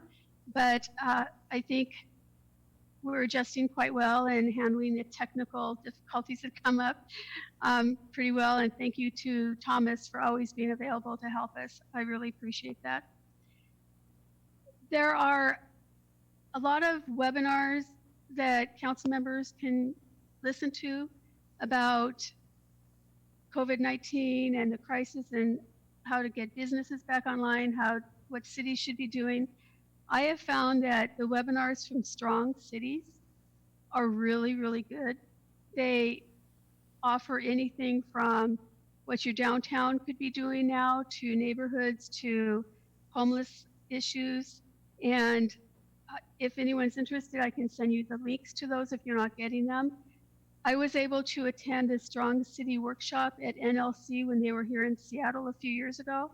And it was really interesting, and I've been connected to them ever since, but they have really produced some awfully good webinars on what we should be doing and could be doing as council members during this crisis. And I'd also like to remember Bill Pelosa. Bill passed away last week. He was a council member in Auburn for a very long time. He was a veteran. And our hearts go out to his family and to the city of Auburn. He was an excellent public servant. He taught me a lot of stuff when I first became a council member. I attended my first SCA meeting, and he invited me to sit with the city of Auburn council members. I came in, I didn't know really a lot of people. I was brand new, and he took me under his wing, and I really appreciated that. And he was always willing to share things with me and to teach me. And he will be missed. So he will be. And he had quite the collection of hats, and Yes. he was a big lover of National League of Cities, and he's just a true gentleman and a great public servant, and he will be missed. So, and Susan, thank you so much for taking the lead and getting those cards. And if the council hasn't seen those cards, Susan got us some cards to sign, not just for the council, not just for Bill's family, but also for the Auburn City Council. So if you get a chance, sign on to that, okay? Thanks, Susan. thank you. Okay, let's move on to the most important part of the evening, citizen comment. First, we've got Betty Taylor on the line. Betty? Yeah. Can you guys hear me? Hang on. Can you guys We hear me? can. Oh, good. Okay. All right. Okay. I wanted to talk about a very important topic, which basically impacts everybody. And let me do some reading first. National Night Out enhances the relationship between neighbors and law enforcement while bringing back a true sense of community. Furthermore, it provides a great opportunity to bring police and neighbors together under positive circumstances. Now, due to the Corona-19 pandemic, Night Out, the Night Out Association is strongly recommending that all Night Out 2020 areas celebrate on October 6th, the first Tuesday in October. So now this has been, so this is something that impacts the city of Federal Way, not just Federal Way, but it impacts all cities. And I wanted to find out, as a citizen, what the city had planned, what was the city planning in all of this? I know that a lot of neighborhoods are going to be participating, but several of us, we do it at we were grateful to have the use of the town square park, and so I need to really find out on a city level, what does the city plan to do? I mean, with all the social distancing, you know, it makes a big impact on events that we have in the city. So if you guys could really give me some feedback on this, it'd be greatly appreciated. And then whatever I'm doing, I could basically stop what I'm doing, because there's a lot of us that are working behind the scenes, but we can't go any further unless we know what's going on with the city. And if we all need to come together at one point, we're willing to do that. We're willing to work as a team with the city. Okay. So that's, yeah. All right. Thank you, Betty. All right. Appreciate it. Okay. Chief Wong, what is the, I know that we've been doing this over 20 years now. What is the, could you bring everybody up to speed with regard to what's happening with National Night Out, and what are the plans? Mayor, I mean, obviously it's a policy decision by the city, and I would tell you that I just think it's just a little too early to make that determination. I think if everything goes as predicted and the disease itself, you know, continues on this path, I think October is a realistic date to do something. I'm not so sure that October is really weather-wise. I think it's kind of a bad time, so I don't know if it's going to create the same you know, environment as in August. But I just think it's just too early. I think as we get closer, maybe, you know, a couple of months out or something like that, I think we can make that determination. Okay. All right. All right. Well, thanks again, Betty. Appreciate it. More to follow at a later time. Stephanie, do we have any other anybody else waiting on the line? Nobody else waiting on the line, Mayor. I just have a letter to read into the record. Very good. Please do so. Okay. I received a letter from Julian Lowe from Puget Sound Energy. It reads, "Good evening, Mayor Farrell, Council President Honda, and council members. This is Julian Lowe, Local Government Affairs Manager for Puget Sound Energy. As a provider of an essential service, Puget Sound Energy is working to ensure that we are here for our customers, our community, and our employees as coronavirus impacts the region. We know some of our residential customers might be worried about paying their bills. Here are measurable actions we've taken on behalf of our customers. A couple of weeks ago, I shared information with you about the Crisis Affected Customer Assistance Program has been created for residential customers who have had their household income significantly reduced after March 1st, 2020.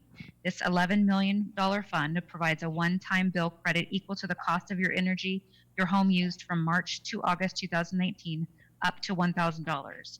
Funds for CACAP remain available. Also, PSC will not be disconnecting customers for non-payment during this time. PSC will work with our commercial and residential customers on options such as payment plans and choosing a new bill due date. To apply for assistance, please visit psc.com or call 1-888-225-5773. Thank you, Julian." All right. Thank you. And I take it we have no more letters as well. Is that correct? No more letters, Mayor. Okay, that concludes citizen comment. All right, now item 5, consent agenda. These items have gone through committee and can be passed with one motion, or I'll ask after I read the items whether a council member would wish to pull a particular item for separate consideration. Item A, minutes for the April 21st, 2020 regular meeting minutes. Item B, monthly financial report, March 2020. Item C, vouchers, March 2020. Item D, resolution fee schedule amendment regarding small wireless. E, resolution Puget Sound Emergency Radio Network Operator Interlocal Cooperation Agreement. F, Valley Communications Memorandum of Understanding, PSER. Council, is there a particular item on here that you would want pulled for separate consideration? Okay, hearing none. Council President Honda, do you have a motion? Yes, I do. I move approval of items A through F on the consent agenda. I'll second that. Second. It's been a motion and a second. Is there any discussion? All those in favor? Aye. Aye. Aye. Opposed? Opposed? All right, the matter's passed unanimously. Council business, 6A, council letter to Governor Inslee regarding a plan to reopen business.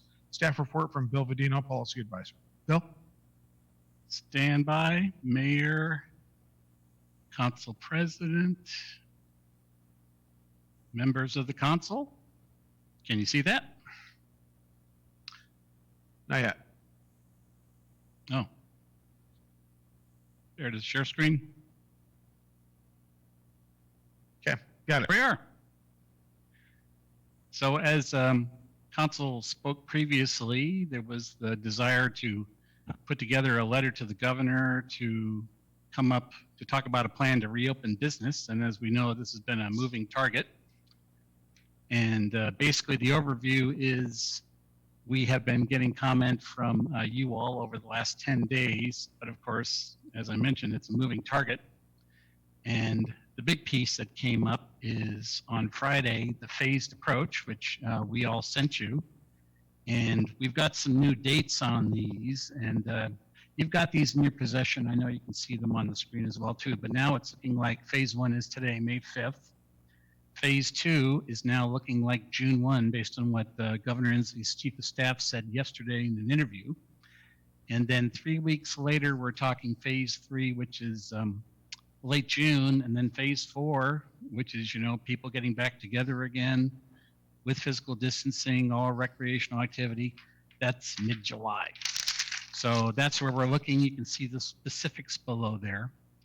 So moving forward with the feedback I was getting on this letter, stand by here because my PowerPoint's blocked by the screenshots or whatever. And you've got the letter in front of you. So basically, because progress is being made, this mayor and this council would like consideration of careful acceleration while the data shows positive improvement, the public health data. And as the efforts for the flattening of the curve is showing progress. This has been a tragedy for many of our neighbors and friends. The effort to save lives has also had an immense impact on our businesses. And this city is taking humanitarian relief for many in need because of the suspension of employment and the COVID-19 related hardships. So it says that we are encouraged by the release of what I just showed you, the Safe Start Washington Phased Approach Recovery Plan. And as they move forward, the letter is asking them to look at this with a balanced approach and would like to offer our thoughts to help advance the process for reopening the state as we flatten the curve. The letter has you commending the ongoing efforts to formalize safety guidelines, and it states pride in our grocery, takeout, and the other essential businesses that have been diligent in these efforts to help contain the outbreak. In effect, basically establishing a pattern which is very positive. So the advance work by our essential businesses and the others in the state that includes, and this came in from several council members, their social distancing guidelines at the grocery stores and the other places, the cleaning schedules, the health screening. It set a baseline which can inform the future phases and perhaps to accelerate it. So this letter wishes consideration that since the guidelines have been successful, the precedents have been set by these essential businesses, they be used as the next phases go forward. And as the governor has been using industry stakeholders from each sector, this basically has you, the city, the council, the mayor, offering the involvement of our economic development and business leaders, especially now that today, and I've added this line, with your newly formed Safe Work and Economic Recovery Advisory Group. In other words, please have this group tap into our resources to move forward if we can go more quickly. And this city has a lot of resources for trying to inform these task forces. You know, we've got sole proprietors, we've got the small businesses, we've got the entrepreneurs, we've got, we're a city that speaks more than 120 languages. And it's hoping that if these groups can collaborate with our groups, we can help reopen sooner than the projected dates with the phases. So basically it summarizes that, Federal Way is all in, and our leaders like to participate in any initiatives to open our businesses safely. And please contact us so we can move forward and inform the next 3 phases. So that's the letter, and I believe there's 3 choices on the agenda bill. Support the letter with that support the letter as written as given to you, support the letter with the addition of what the governor spoke today, that one line that was italicized about the name of the group, or come up with another version of the letter. And I believe the mayor's recommendation at this point was for the letter, but perhaps maybe with the addition of the language. So any questions? And I've got the letter in front of me if you want to make any changes. And anybody who, if this does pass today, will also need permission to have it signed electronically, or we can get your signatures over time. Okay. Council, any questions? Oh, actually, I see Councilmember Cephedos. Yes, thank you so much, Bill, for the letter, and thank you for sharing it with us. I think I would change the last paragraph where it says if you have any questions, because I don't think he's going to have questions for us, but I would rephrase it to maybe, I don't know, we appreciate our continued partnership or something, make it a statement rather than having him ask us a question. I don't think it's relevant, but maybe you can correct me on that. Good idea. Okay, good idea. Agreed. Okay, all right, we'll do that. So everybody just, we'll incorporate that. Councilmember Kopang. Thanks, Mayor. I think that one of the things that I don't know how much we can get in this letter, but I think that the younger working group in our community have been disproportionately impacted by this. They typically are in service industry jobs, so they're out right now. as far as not having really the opportunity to work that they've had. Obviously starting their lives, and then obviously they're going to be paying for this 20, 30 years from now. So I think for us to balance the obvious health concerns that we have with those that are immunocompromised and older with the economic needs of the up-and-comers in our community, I think is very important. And I think it's not, I hear a little bit more discussion on that in the conference, the press conference today, but I definitely think that's something that we need to keep emphasizing with the governor. Okay, that's great. Thank you. Does anybody have an objection to, if the council does approve this, does anybody have an objection to Jerry Lynn using your electronic signatures? No. Okay. All right. But I think we're kind of jumping the gun here. Councilmember Honda, excuse me, Council President Honda. Okay, thank you. Thank you, Bill, for the letter and for reaching out to ask for our input, and for the council members who gave input to Bill on the letter. I think it's essential that we show support to our businesses, not only with this letter, but also with reaching out to the Chamber of Commerce and seeing what they need, if anything, to help them connect with their businesses and to stay active in the community. I know that Becca Martin's working hard to keep the businesses going, and it's a really scary time for a lot of people. I like the letter. At one point, I wanted to be really specific about what businesses to open, and I think it's better just to be really general, as the letter states. But I think it's really important that we show that we are supportive of our businesses, and whatever we can do to help them get going is in the very best interest of not only their business, but of the city of Federal Way. Great. So Thank you. I certainly support the letter. I do. If I I could hope go back that- just a, if I could just go back a point. Myself and actually Tim Johnson have had multiple conversations with Becca over at the chamber, and we also did include her to be part of the as an integral part and really one of the co-chairs of the business resiliency task force that we're doing.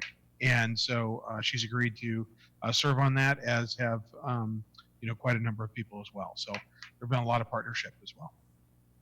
I appreciate that.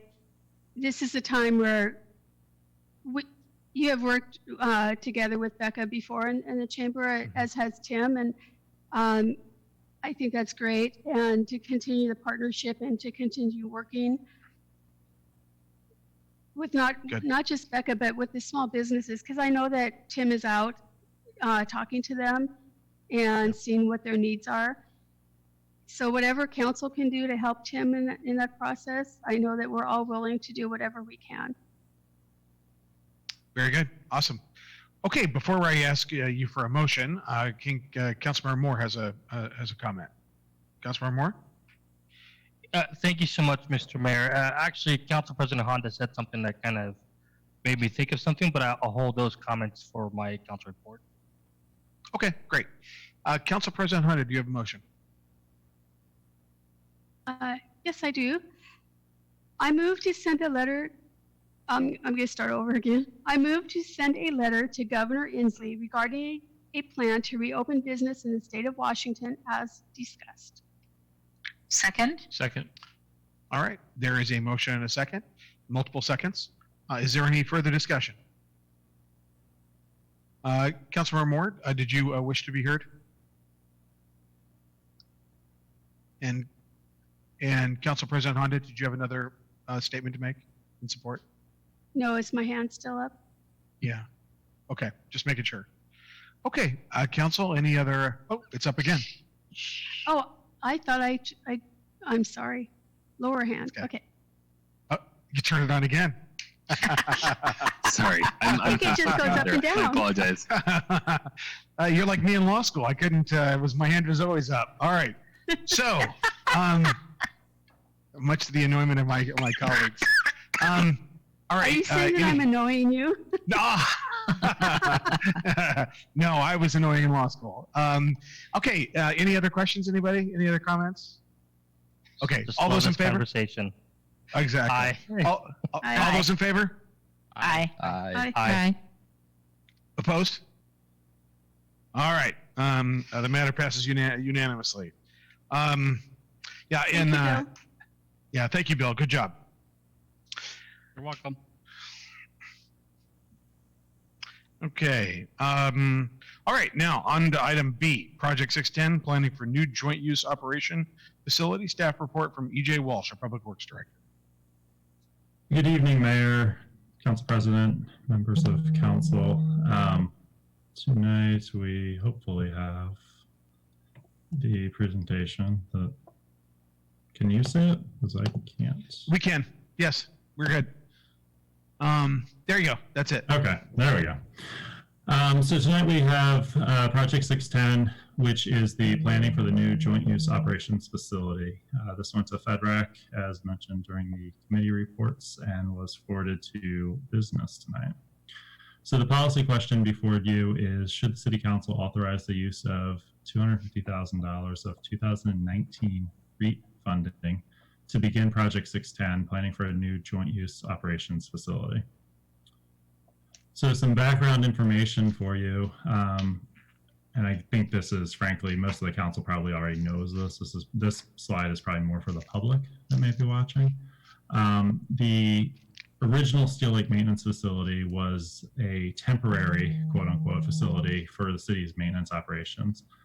Prior to that, it was originally built as a fire station, and then it was, as I'm sure most of the council is familiar, it was the first city hall. And then it was a dance parlor, it was a community center, it had a whole host of other uses until ultimately, quote from old records from council meetings, just for a year or two, it was to be used as a temporary facility. That was a long time ago, and it's still being used for that function today.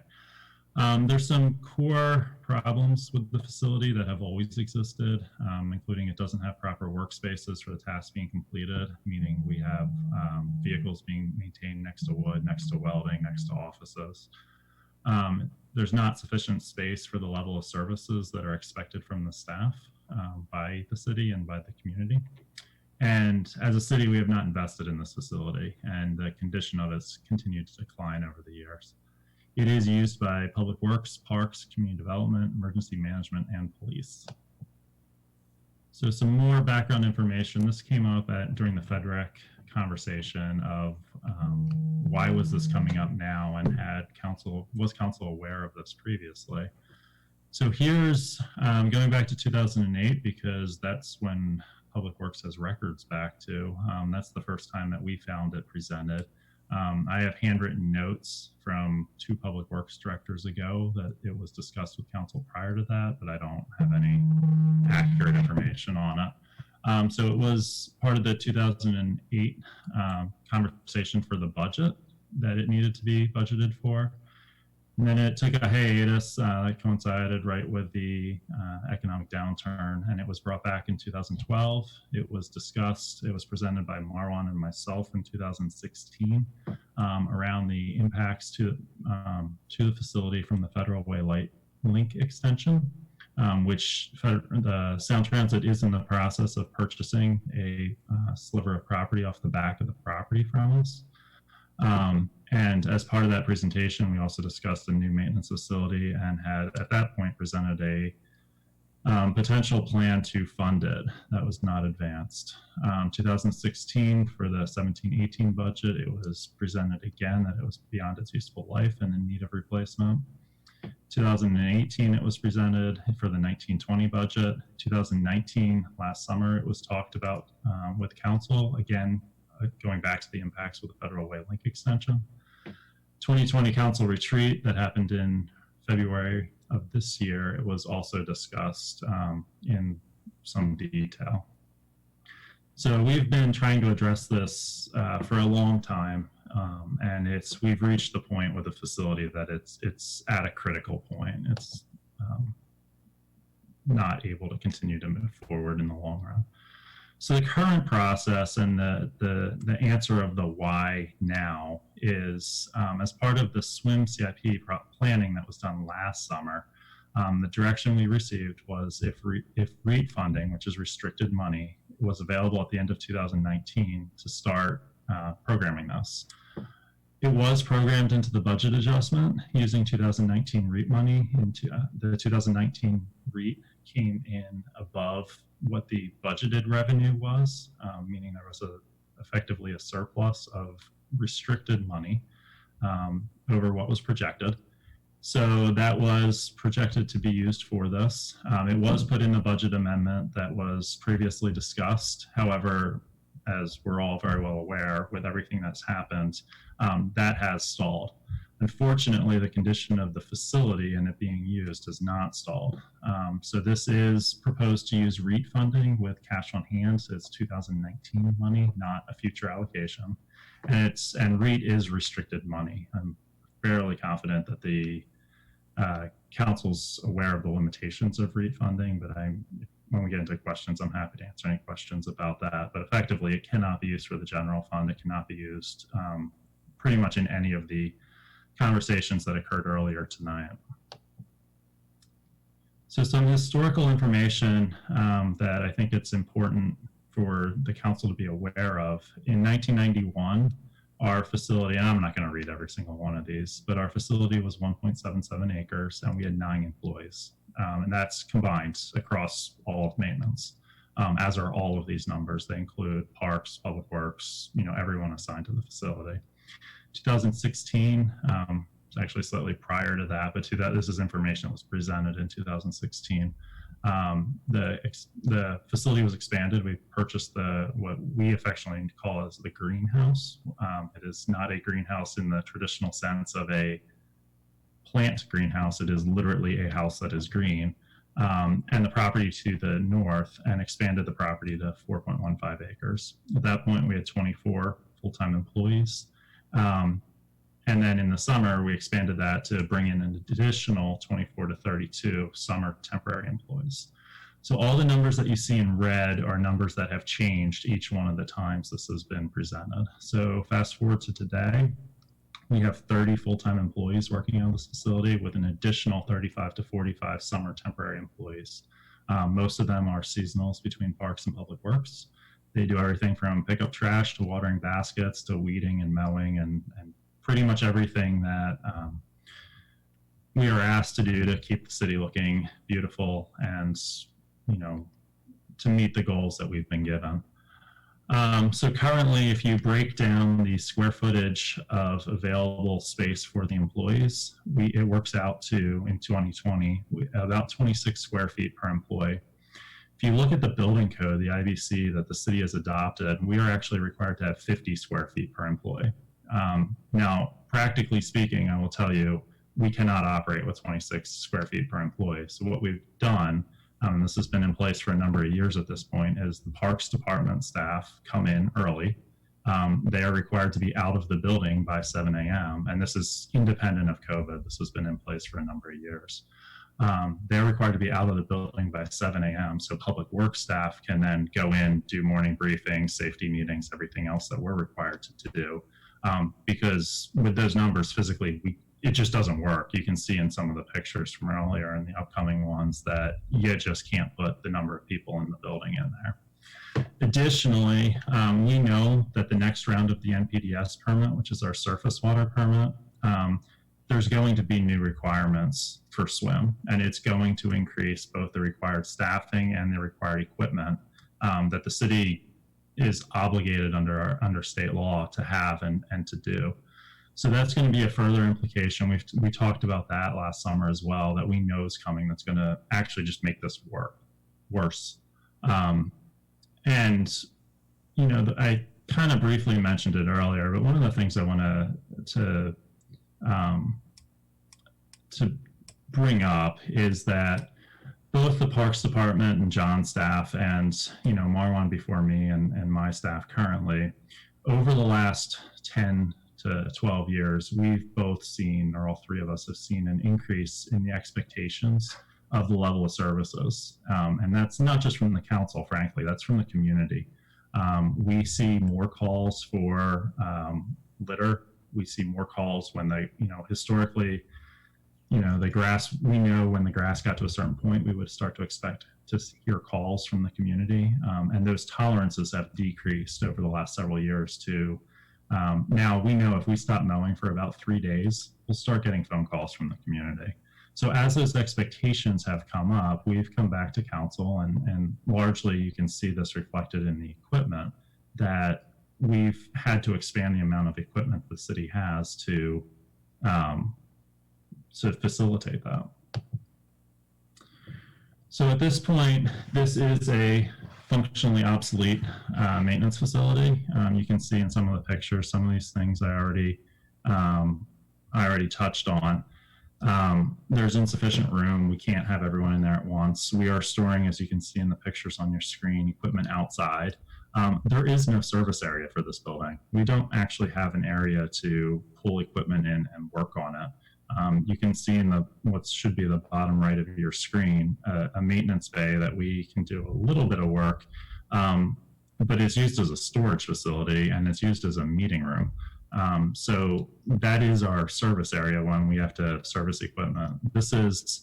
And where that hits home is, this is a facility that operates all snow and ice. So, when I can personally say I was out there, not this past winter because we got off easy this past winter, but 2 winters ago, I was out there at 2 a.m. with our crew underneath a truck with them, laying outside in the parking lot because we couldn't pull a dump truck in that had a broken hydraulic hose. So it wasn't out plowing. It was sitting in our maintenance yard and we, are under it with flashlights trying to figure out where it's leaking from. The building is literally falling apart. This is not what the site was built for. So ongoing concerns with the building, I've touched on some of these previously. I touched on many of them during the council retreat as well. Top right corner, you can see the ceiling has literally fallen off the roof and landed on our staff. There are no sprinklers in this building.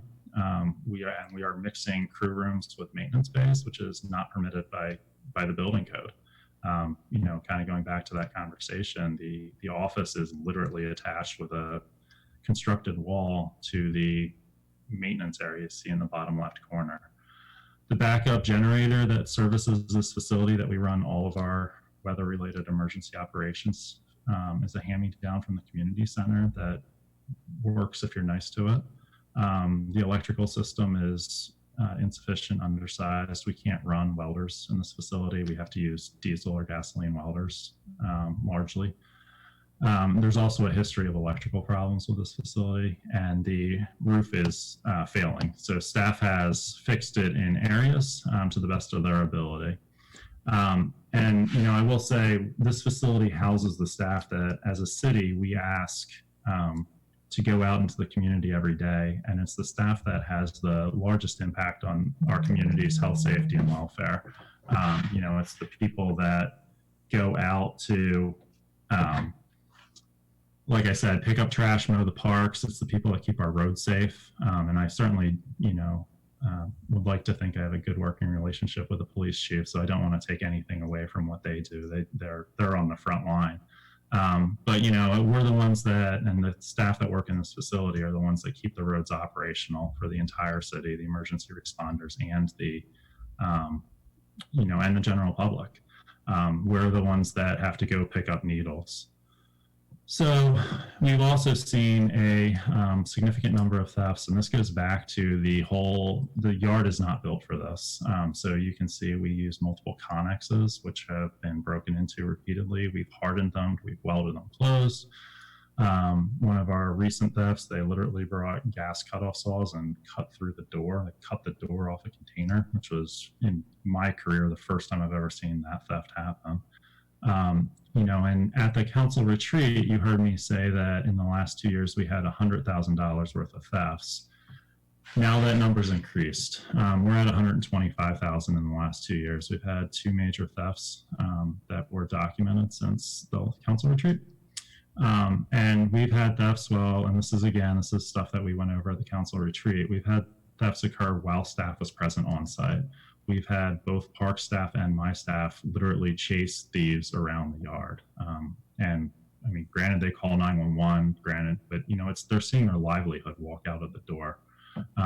To say it's demoralizing is an understatement, and it's, you know, ultimately it's a big loss to the city when we're talking about those numbers annually.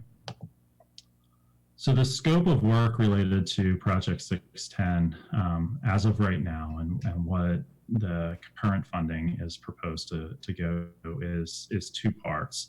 The minor part is the feasibility. Staff, as you've seen, we've been working on this for a very long time. And the feasibility is to confirm the space and sizing needs, kind of going back to those building code requirements that I outlined before, and the staffing projections, and taking the information that we have with the desired level of service that the council has expressed, and coming up with those areas. Reviewing available properties, we know we have boundaries of where we have to be to efficiently serve the city. And, you know, we went over them in great detail at FedRec, so I'll skip over that unless anyone has questions. But we know those boundaries that we have to be in operationally. So we will have them review the available properties, perform preliminary layout. A lot of that, again, staff has been working on this for a long time. Some of those exist, which is a good thing. That'll be a cost savings to the city. And then prepare feasibility level cost estimating. Once that's done, and you'll see as part of the next steps, there's a council check-in points throughout this. The next step is to prepare the preliminary engineering. So what that means in lay terms is to prepare and complete the environmental work. So that's the permitting side of it. Prepare detailed cost estimates, and then as funding allows, to perform the engineering and architectural design to actually get to the point of a shovel-ready project. So the next steps, as far as the process goes, is to prepare the request for proposals. This is a technical task that staff will do. Then that will bring in a consultant to perform all of the work that you just saw on the last slide. So the consultant performs that feasibility work. Just like with every city project that we undertake, we will then bring that back to council. That's a requirement of Public Works. Then we will solicit and incorporate any council feedback. With that, we will take that feedback and proceed with the preliminary design that you heard, and then that'll again circle back through the Land Use Transportation Committee to council, and where the design will be reviewed. And again, there's another integral point where it's, you know, we solicit and incorporate feedback from council. Then after that, so that's pretty much the point that we're projecting to get to with the current REIT funding.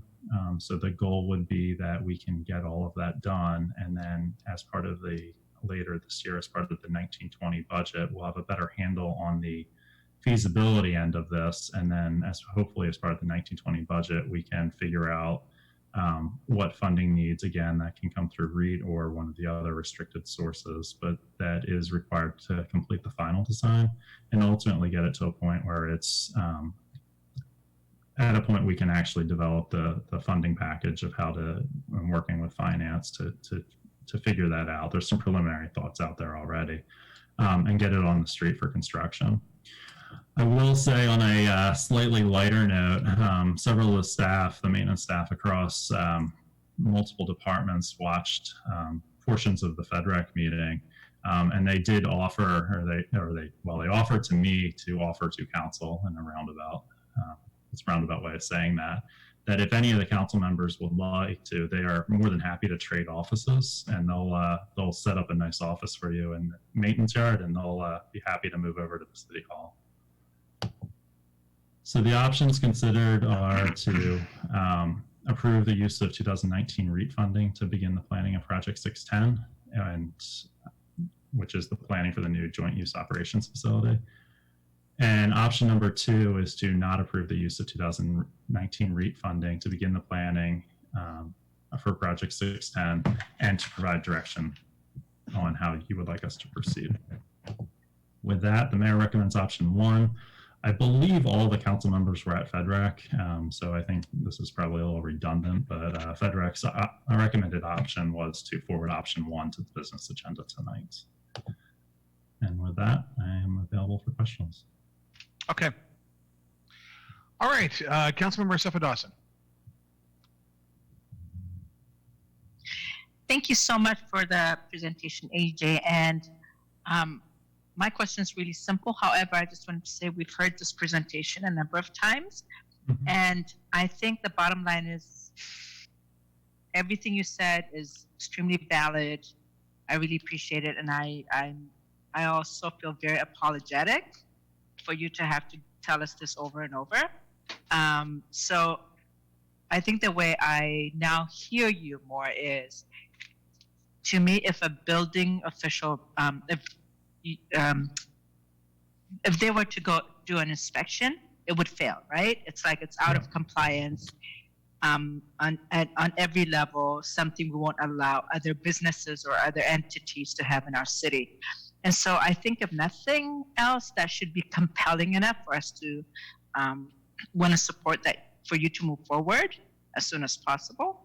That said, 2 questions. I know you did tell us the square footage per person, but what would the square footage of this facility be, not just for staff, but also including the equipment and everything that you need? What is it that you're going to need? But also, if all goes well, when do you expect this project to be completed? So the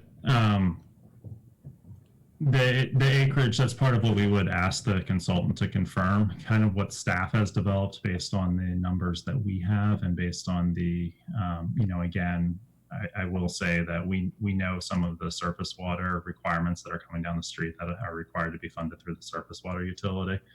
So we do have some allowances for that equipment to be stored in a new facility, because that permit is effectively going to go into place right at the same time we're projecting that this would open.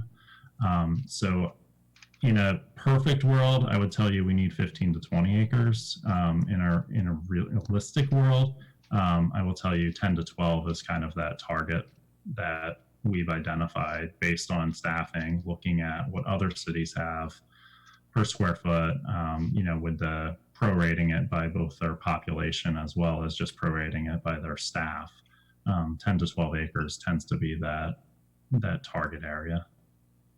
And then as far as timing goes, frankly, this is 20 years overdue. So I mean, the goal on my end and on John's end is as soon as possible. Realistically, to get through the permitting for a project of any size like this, the schedule that was discussed, again, as part of that SWIM CIP last summer, was it ideally going to construction in 2024. So we would still be probably 3 years from construction. Okay, Councilmember Kochmar.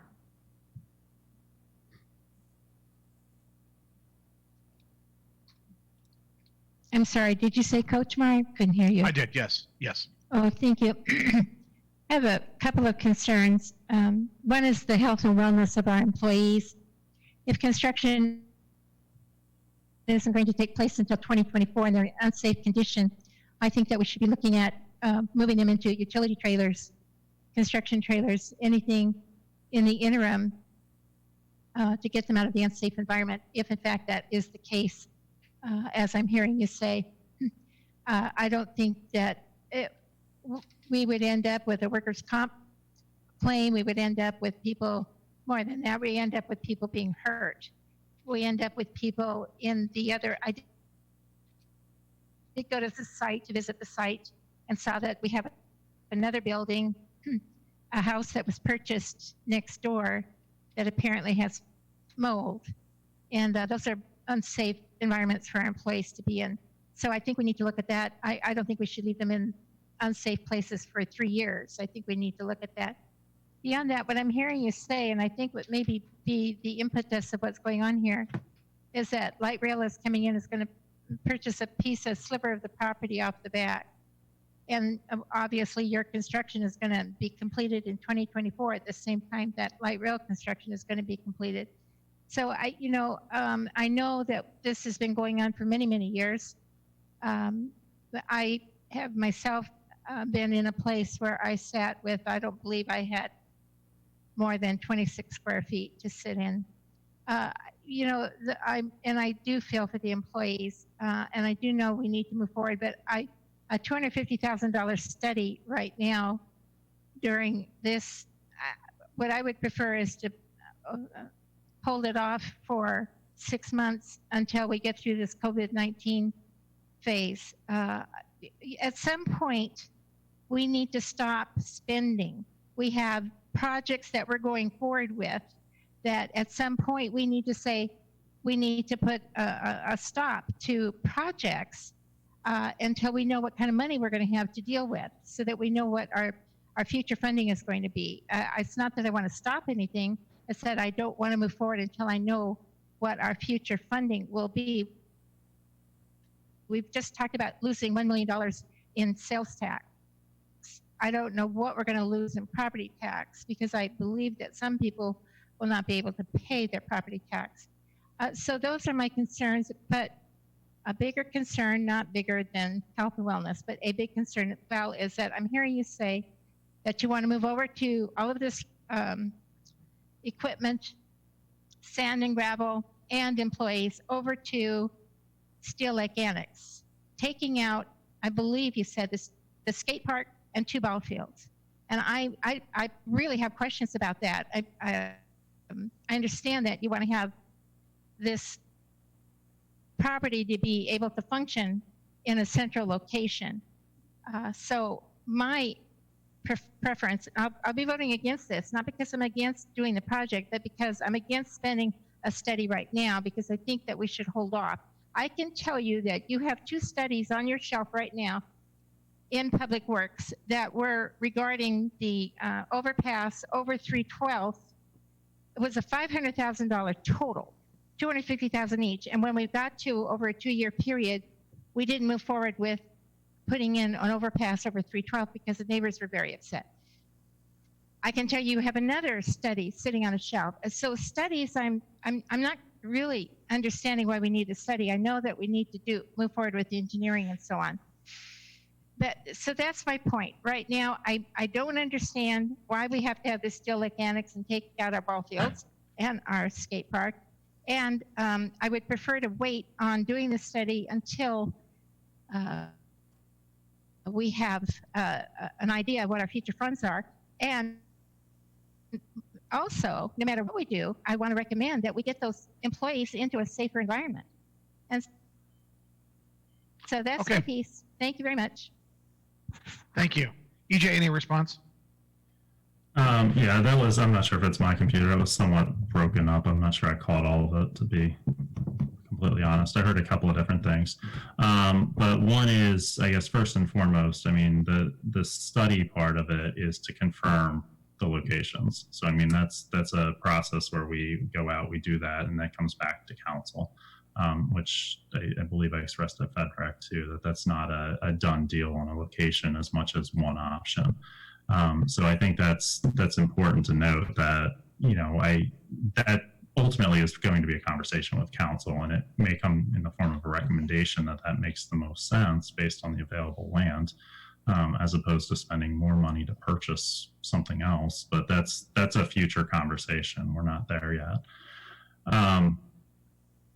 The other, I mean, I agree with you on the safety of the employees. I mean, I'm in complete agreement, and I think this is something I've raised multiple times, and that's why we asked to start this in 2018 and 16 and prior to that, and ultimately, and rightfully so. The city was in the middle of building the Performing Arts Center in 2016. We were in the middle of other projects in 2018.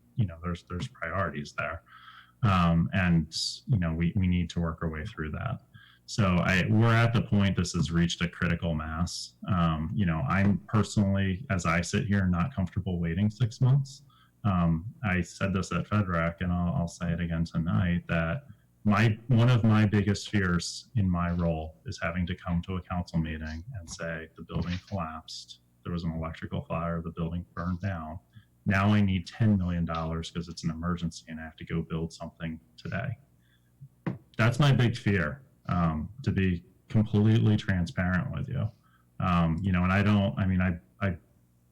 my past career is building like several $100 million projects. Like I don't take a phrase like that lightly. So, I think that's important to note. The comment about the 312, you're referring to the City Center Access project. That went to council this past year and was approved. So that project, you are right, there was some early work done several years ago, many years ago now. That project got shelved for about 10 years. And it came back. Ultimately, the preferred alternative identified the bridge crossing at 324th and identified improvements to 320th and did identify improvements in the 312th area to alleviate congestion there, but not a highway entrance. But you're correct, that was a suggestion of the, I'm drawing a blank on which year, but the study from about a decade ago. But it sat on the shelf for a period of time, as some studies do, and then ultimately it's going through the environmental process through NEPA right as we speak. So it is moving forward as a city center project that council's previously voted on. Okay, all right, thank you. Councilor Tran. Thank you, Mr. Mayor. Thank you, EJ, for your presentation. My concern is that the safety of the employee and the potential liability if something happened to this building. In my opinion, it's not a question of if we are going to build this, but when. I think the building is in really bad shape, and accident is waiting to be happen there. I agree that during this time, with the money and all that, but I think the safety and the potential liability outweigh the risk of investing more money into this project and build a new building. Now, I do have a suggestion, and that is instead of waiting until 2024 to have this thing built, is there any way, any possible way, if the council approve the project, can we build this much sooner? The reason I said that because of all the all the projection is pointed to a recession, right? National recession, worldwide recession. So I was hoping that if we can move this fast enough, we will have a better deal with whoever gonna build this during the recession. Thank you. Yes, so there is a lot of merit to that. Reality, I think, is and assuming this gets greenlighted and we get a consultant on board, not a contractor, a consultant on board, as the feasibility is the big unknown right now. So when we get through that, we can certainly talk about trying to advance the process a lot faster. Typically, most projects of this magnitude, you're looking at about 3 years of development to get it, and a lot of that it boils down to getting through permitting. The good thing for us is the city controls a lot of that, so we obviously we absolutely need to be able to raise our right hand and say we have met all the city codes, and I, from my perspective, am not willing to take shortcuts on that. So I mean, we need to go through the permitting process just like every other developer does. And we do that for all of our capital projects, frankly. So that is the big time frame right there.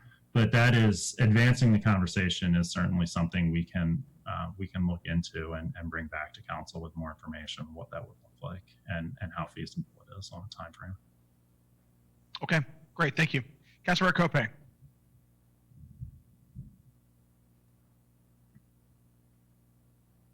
You're muted, Councilmember Copeland.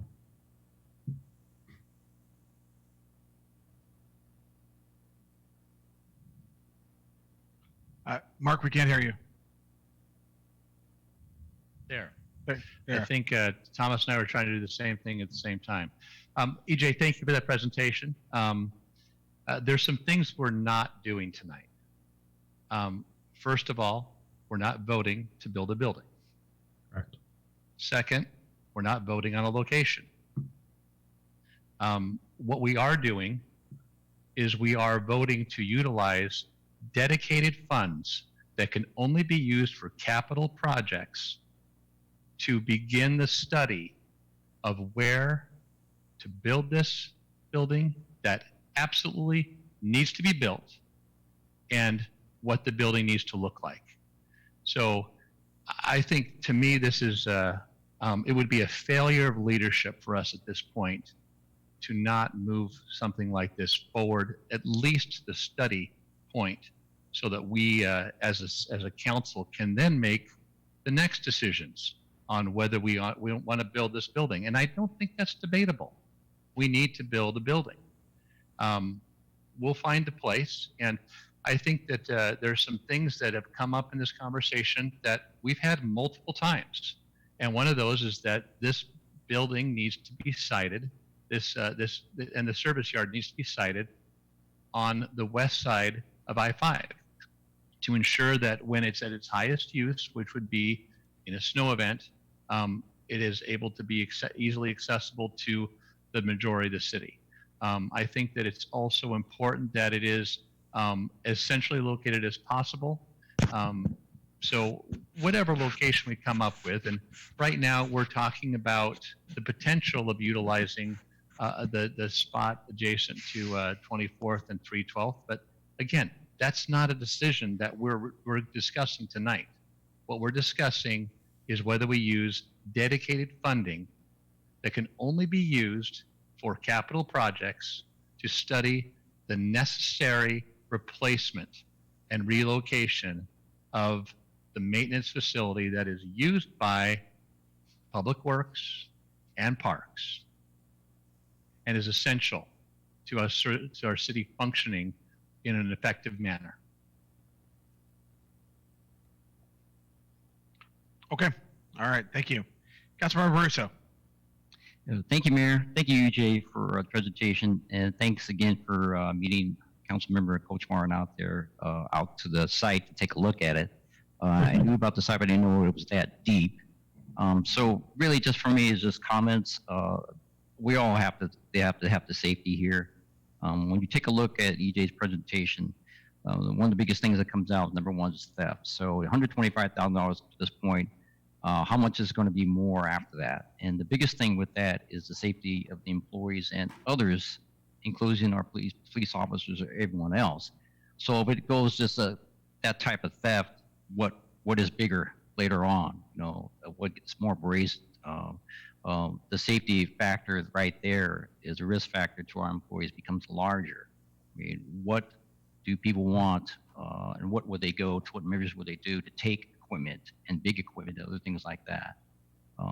So when you look at the building itself, I mean, I didn't get to go inside, but I kind of know that building when you take a look at it and know construction a little bit. But there's no sprinklers in that building, number one. Number two is that I doubt there's a firewall between offices and that office area, or the office area, but the base.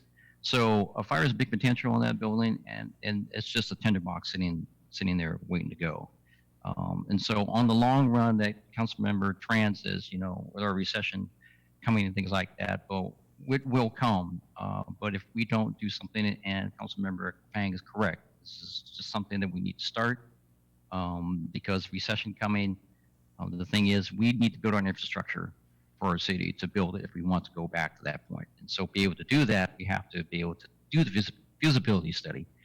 As a person that's looked for a property for a number of years, feasibility studies can take a long time, and they're drawn out and trying to find the right place to build. So my comment again, thank you, Mayor and EJ, is that we just move forward with this, and I will go for it. Thank you. All right. Thank you. Council President Honda. Thank you.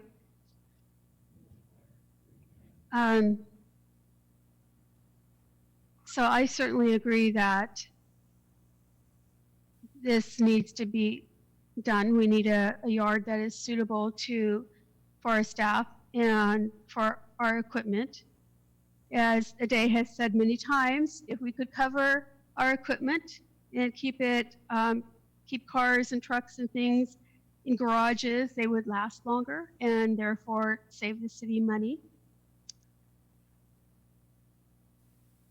But I think employee safety has to come first. And I certainly agree with Councilmember Kochmar in that I don't think waiting for 4 years to put staff into a safe building is acceptable. And I'm wondering if we could use the Target building, or at least the Target property, and put portable buildings there for staff to work in so that we know that they're safe and healthy and that there's not the potential for a fire or a phone call that you would have to give to us saying that there had been a tragedy in that building. So I'd like to know what that would take. I don't want the Steel Lake property used, and I've been pretty open about that. We have a growing population. We're going to be over 100,000 people very soon. Steel Lake is one of our parks that is used the most. And we know that the whole park needs a redo anyway. But to take property away from Steel Lake to build a maintenance yard, I'm not for. And I was going to vote against this because I felt that spending this kind of money at this time just didn't sit well with me. But I will vote for it tonight.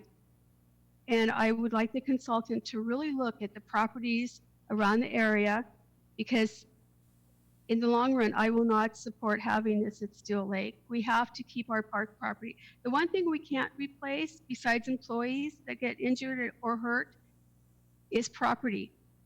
And Steel Lake is a beautiful piece of property. It's been a park for a very long time. Our citizens love it. But I couldn't support putting a maintenance yard on that piece of property. So I've driven around since this came up last summer, and we talked so much about it last summer, looking for property that might be acceptable. And depending on what happens over there by Christian Faith Center and the OMF, perhaps some property over there could open up. I know you said, EJ, that you've already looked at the property that I'm thinking about, but there's got to be another suitable property that this could be built at instead of the Steel Lake property.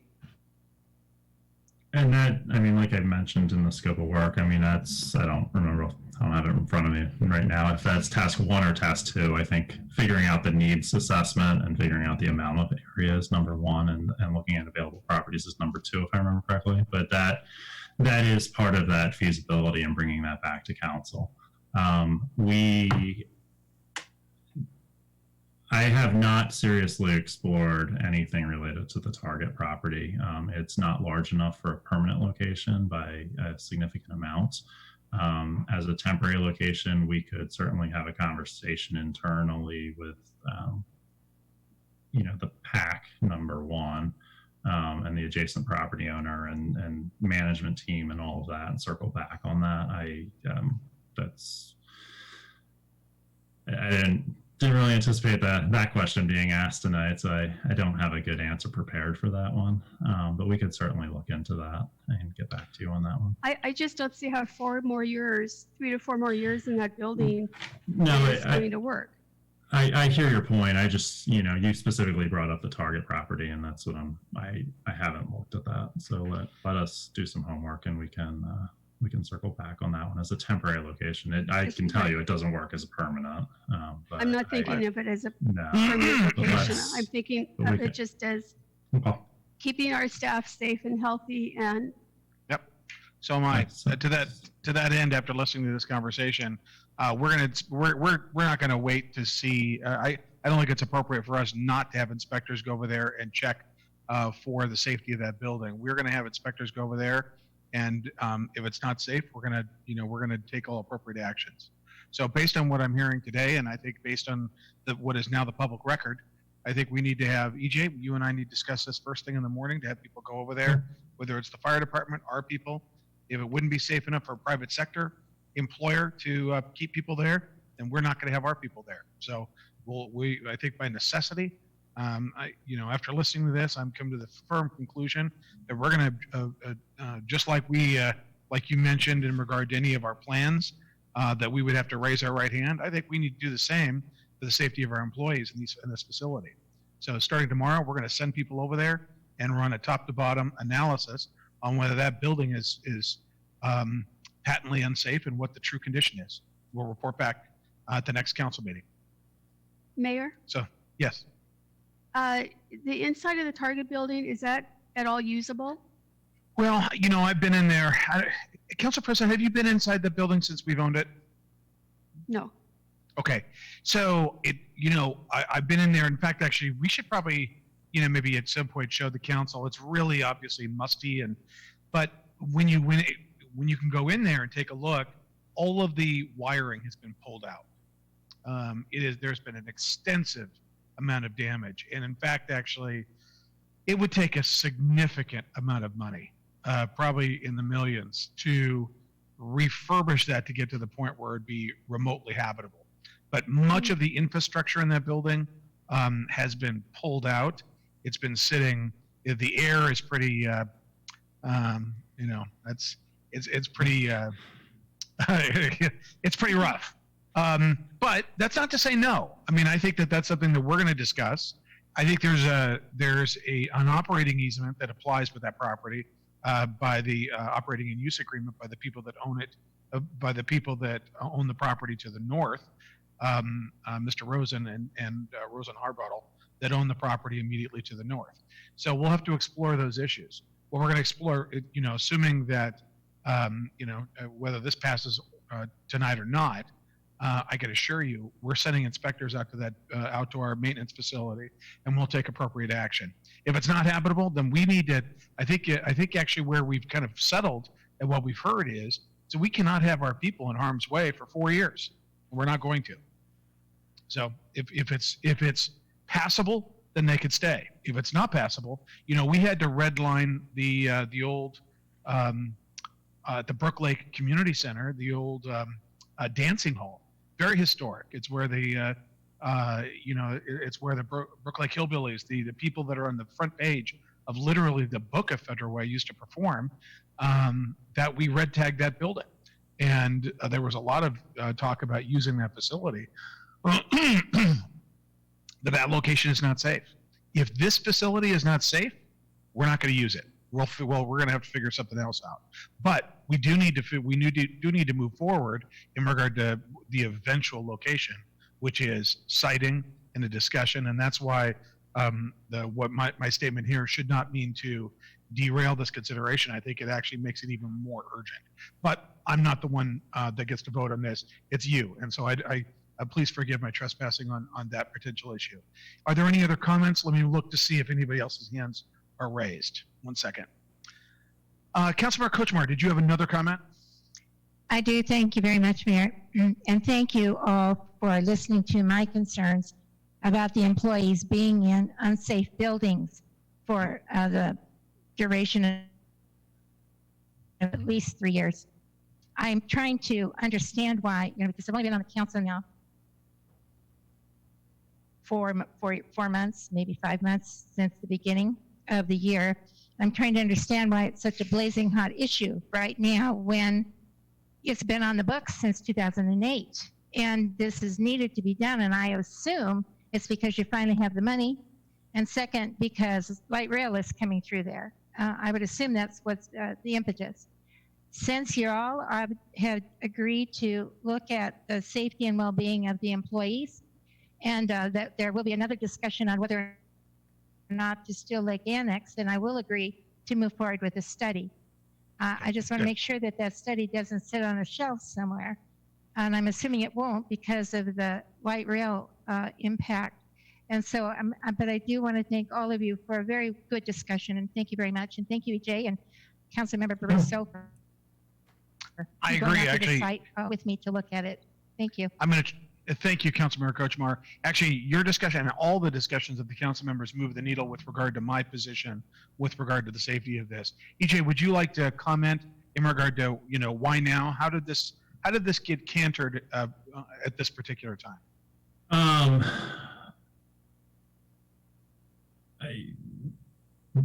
This has been an ongoing issue for a number of years. I mean, I think we've established that. And you know, it was, as Public Works, we were, and Parks, John was heavily involved in it as well last summer. We were trying to move the needle last summer and raised a lot of these same concerns.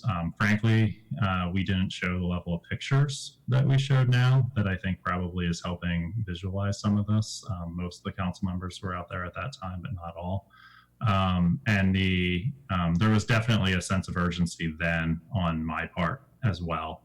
This has been a hot topic with me since, frankly, the first time I walked into that facility in 2015. And this, you know, was kind of in disbelief with what I saw. And, you know, I fought pretty hard for this last summer and was ultimately told, if there's REAP money at the end of the year, come back then. So, you know, there was, we've been pushing this nonstop. There was REAP money. We came back. The mayor was very supportive of moving this forward as part of the budget amendment, I will say. You know, he's been behind this in a good way. And when the budget amendment stalled, you know, the conditions gotten worse. We had another theft out there a couple of weeks ago. It's been a little bit of, you know, I'd say the straw that broke the camel's back, but it's more like the hay bale that broke the whole herd's back, you know, in metaphor, that, you know, it's just thing after thing with this facility. Frankly, the conversations that we had internally, based on it being in the budget amendment previously that council had already seen, my expectation was this would go to FedRec, and there, you know, it had already been discussed. There wasn't going to be a lot of this conversation, which is good. I'm glad council's engaged in this. I'm glad council has an interest in it. But based on the conversations from last summer, I think the expectation was this would be a little bit more. We talked about it last summer, just get moving, and obviously council took an interest in that, which is good. I'm glad council has an interest, and we're here tonight. I think that's the answer to your question. Okay. All right. Thank you. Councilmember Moore.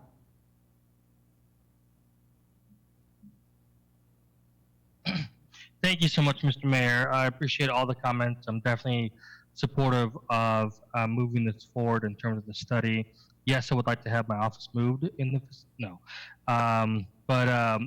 I think obviously it's really important that we keep our employees safe, as we've all discussed. You know, when the study is being done, you know, I really hope that we can work to find a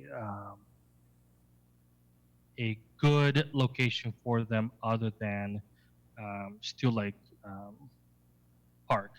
I would probably concur with my colleagues as I'm putting some thought into this, but I mean, that park is very much used. It's very much active.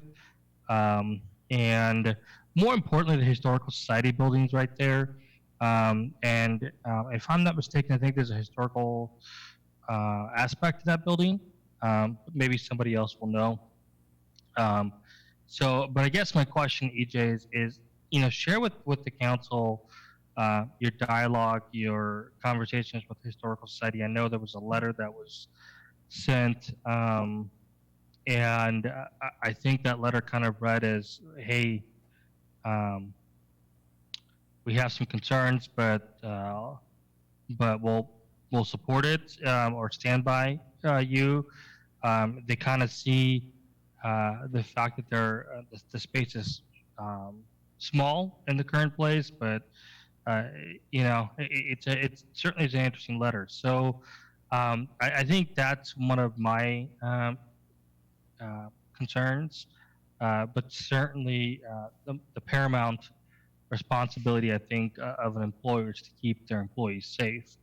And I want to continue to move forward with the study and just make it happen. And last part of my comment, and that's I would concur that we should look at temporary solutions until the building's built, and it sounds like we're going to be doing that. So thank you. Okay, Councilmember Lydia Sepidolson.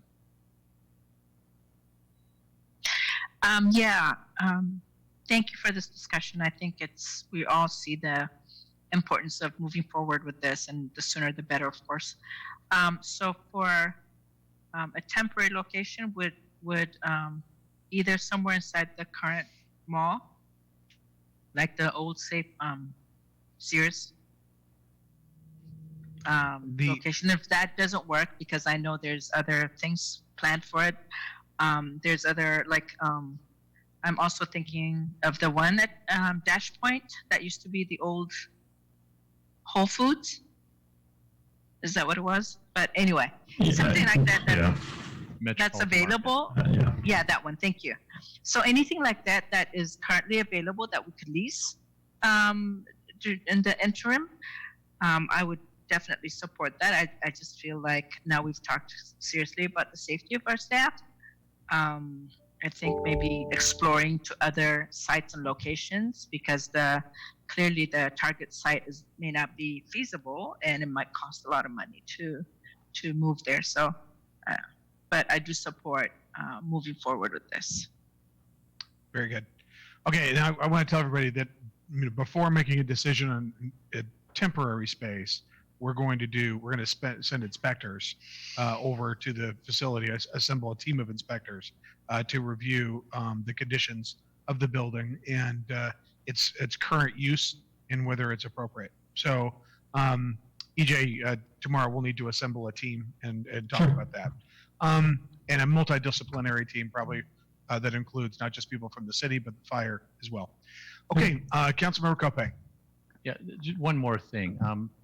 Couple of things. I think doing what we need to do on the existing building to make it safe, I think would be a good solution if we can do that. But I do think that based on how crowded things are, the likelihood of us having to do something else as well is a very viable, a very realistic outcome of that effort. I just wanted to clarify on Steel Lake Park.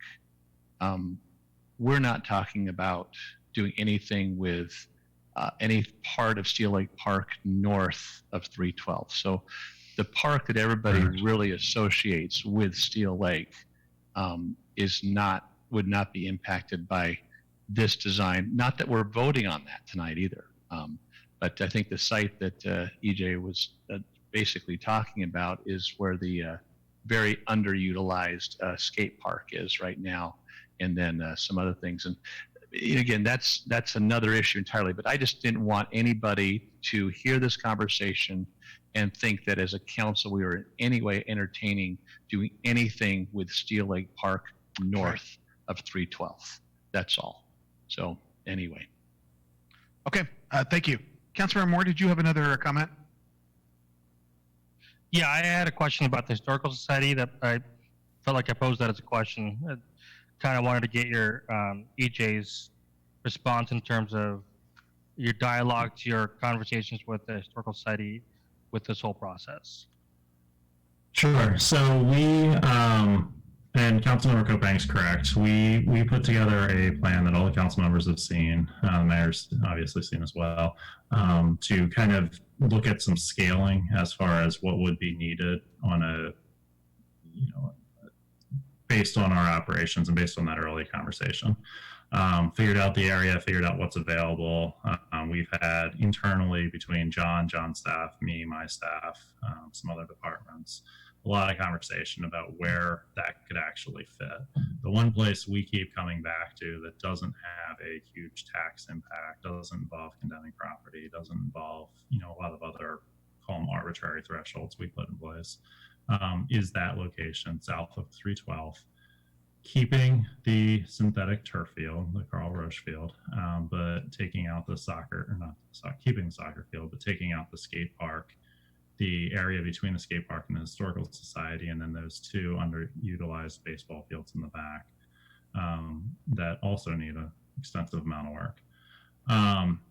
So we have a sketch that was laid out. Given the proximity to that, the Historical Society leases that building from the city. That is a city building. It is not historically listed, Councilmember Moore. It might be, it's definitely an old building. It might be eligible, but it is not listed. So we, after a conversation with the mayor, we sat down with the Historical Society president and vice president and showed them the same sketch. Because the concern was that we would have a conversation like this and, you know, at some point during the process, and that would be the first time the Historical Society saw it, which understandably there would be some hurt feelings there. So we came in, they came into City Hall before all the COVID stuff started and sat down with John and myself and went through a sketch of the same sketch the council member saw. And, you know, just as basically a heads up before they saw it in the community. They were both supportive that our facility is well past its prime, and they echoed pretty much exactly what you said, Councilmember Moore, that it's they understand the need. They left it with us that they would go back and talk to their board and consider it. They did not take a position one way or another with us. They just listened. And then after that, they sent a letter that you referenced that, you know, basically they want to be involved in the process. They want to have an understanding of what we're doing, which certainly they're a stakeholder. There's no arguing that at all. And frankly, I would want them to be involved. And that's where it sits. So again, as you get back into that feasibility, you know, it may not be the end location that we're talking about anyway. That whole thing may be a moot point, but that was the point of talking to them, was we didn't want a plan to be shared with the community or a plan to be shared, you know, basically beyond the council. And they see them without someone having had the courtesy to share it with them directly in advance. So that's what we did. And it's as simple as that. Thank you so much, TJ. Yeah, and I know that if that is a spot for the city to put their maintenance facility in, I know that it was suggested to them that they would go somewhere close to the Brook Lake place, potentially. I'm trying to be vague right now so you can be really descriptive.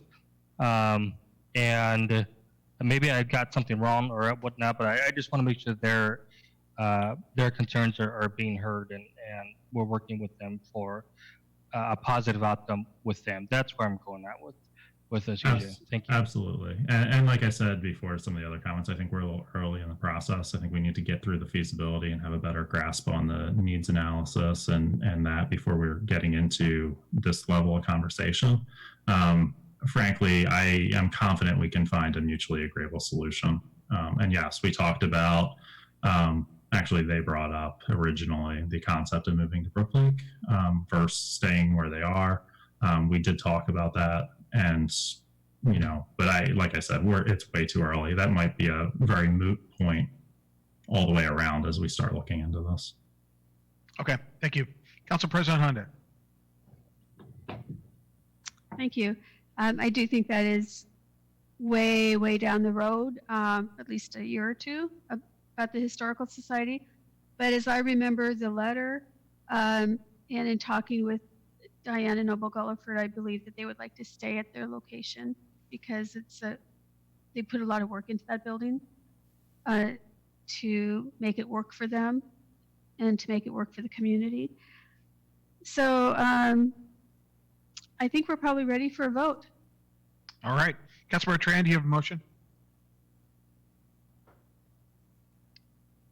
I apologize, but I have not received the motion.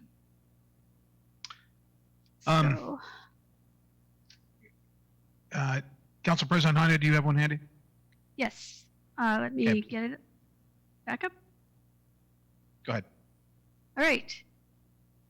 I move to approve the use of 2019 REIT funding to begin the planning of Project 610 planning for a new joint use operations facility. Second. All right, it's been a motion and a second. Is there any further discussion? Okay, hearing none. All those in favor? Aye. Aye. Aye. Opposed? Matter passes unanimously. Thank you. Great discussion. EJ, let's assemble a team and then inspect that place starting as soon as possible. Council, you'll hear back. Okay, council reports. Councilmember Assefa Dawson. Thank you, Mayor, and thank you. I don't have much to say, but I do appreciate this meeting. I actually was always worried how it would be to have a Zoom meeting and the engagement, but I think it's been very productive, and I'm just really pleased that the results that we have accomplished in the past few during the past few meetings. And then the other thing I wanted to say is during this COVID, I just want to thank all the nonprofits and all the organizations that are working hard to meet the needs of our vulnerable population with meals, with rental assistance and everything that's out there. And I really wanted to also say shout out to Puget Sound Energy, because I know the people that I work with directly are accessing that support. And so I'm just grateful, and I just wanted to say thank you to Puget Sound Energy as well for their consideration and for supporting the population that needs it the most. So with that, I end my report. Thank you so much. Great, thank you. Councilmember Barroso. Thank you, Mr. Mayor, and thank you, staff, for another great meeting here and getting this all together. So in the spirit of diversity, thank you, Mayor, for happy Cinco de Mayo getting the meeting here. But also May is Asian Pacific Islander Heritage Month. So it's a time to reflect on the contributions that both Asians and Native Americans and, Native Pacific Islanders have made to are not only the U.S., but also look around into our city. And there's a lot of leaders here that have done a lot for us. So the only other thing I want to say, Mr. Mayor, is again, Council Presidents talked about supporting small businesses again, but they're also, a lot of folks have gone out, and with the good weather coming out, and you've probably seen going to Lowe's or Home Depot and those places like that, they're pretty crowded, right? But there are some small businesses in town here in the city that need support too, like the Ace Hardwares and other places. So please, for those listening, don't forget those places and visit those because they also need our help too. So that ends my report, Mr. Mayor. Thank you. Hear, hear. Councilor Tran. Thank you, Mr. Mayor. Again, thank you everybody for a great meeting. I just want to take this opportunity to wish Susan, Linda, Lydia, and all the mothers out there happy Mother Day. Thank you. Well said, sir. All right. Councilor Coping. Thank you, Mayor. Facebook is one of the few ways that we get to actually socially interact. And there was a funny meme. It says, it's Rod Serling from the Night Gallery. It says, Cinco de Mayo. Imagine a world where Cinco de Mayo falls on a Taco Tuesday, and it's canceled by a virus called Corona. So just it's like, man, this is the Twilight Zone in some respects. But as tough as things are right now, it's great for us to remember that the grapes are crushed to make wine, diamonds are formed under pressure, olives are pressed to release oil, and seeds grow in darkness. So whatever we feel crushed, under pressure, pressed, or in darkness, we're in a powerful process of transformation. We will come to the other side of this, and we'll be better for it. So as difficult as things are, they're going to be better, and we're going to be better for this process. So I'm looking forward to getting the other side, but I think that the encouragement that we get from one another is really important in this time. And the one other thing that I want to do is just express appreciation for both the teachers and nurses. I think they're working very hard right now. Well, the nurses certainly are. And I know we see stories about teachers doing things unconventionally to try and help their students, but I got to think there's a lot of parents in Federal Way that are appreciating teachers more now than they ever have before. So anyway, just appreciate both the nurses and the teachers this week, and wish them the best. And definitely look forward to seeing all of you soon, hopefully in person at some point this year. Take care. Very good. Thank you very much. Councilmember Moore. Thank you so much, Mr. Mayor. Where to begin? But rest assured, I'll keep it short. Just wanted to, I actually want to thank the leadership of I don't do this very often. I want to thank the leadership of Council President Honda, and I'm really pleased in her level of communication with us during this period of time, and I certainly appreciate the proactiveness on ideas. I think that's what we expect to see in a leadership in a leader, and I'm grateful for what I'm seeing. And so, I'm I'm at 5% with my iPad. That means I better start talking fast, huh?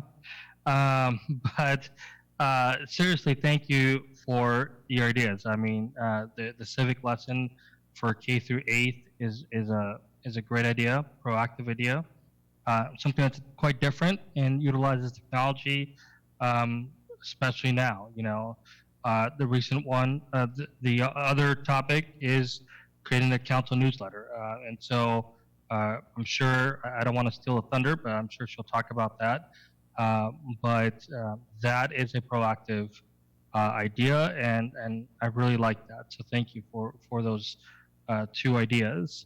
The second item that I'll speak to is, as Councilmember Copain just alluded to, it is Teacher Appreciation Day, Teacher Appreciation period of time. And so teachers had a huge, profound impact on my life as a student in the federal public schools.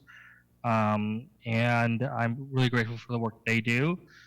Being a guest teacher, or a substitute teacher, certainly I get to kind of walk in the life of what they get to experience, and so I really am grateful for all their work and so that being said, also thank you to our nurses. It's really good to see you guys, and with that, I'll end my report. Okay, thank you. Councilmember Kochmar. Thank you, Mayor. Want to say thank you to Jerry Lynn for taking our gifts of thank you snacks to the hospital, St. Francis, to say thank you to all of our heroes over there for their hard work on our behalf and keeping us healthy. And thank you to our colleagues who donated to that. And thank you, Councilmember Tran, for remembering mothers on this upcoming. Men always remember Father's Day for some reason, but somehow the mothers, they do get some appreciation. But thank you very much, and thank you to all the mothers in our community for all of the work that they have done to make our community a better place to live. And I do want to mention that I did see where the president today. I know Catherine Festa has brought this up before, and Greg Brusso just talked a little bit about diversity. But I want to bring up the fact that I think the president was meeting with a representative of the Navajo Nation today, and was going to present $230 million to work on missing and indigenous women. And I know that that's a big issue. It's a big issue here in our state as well.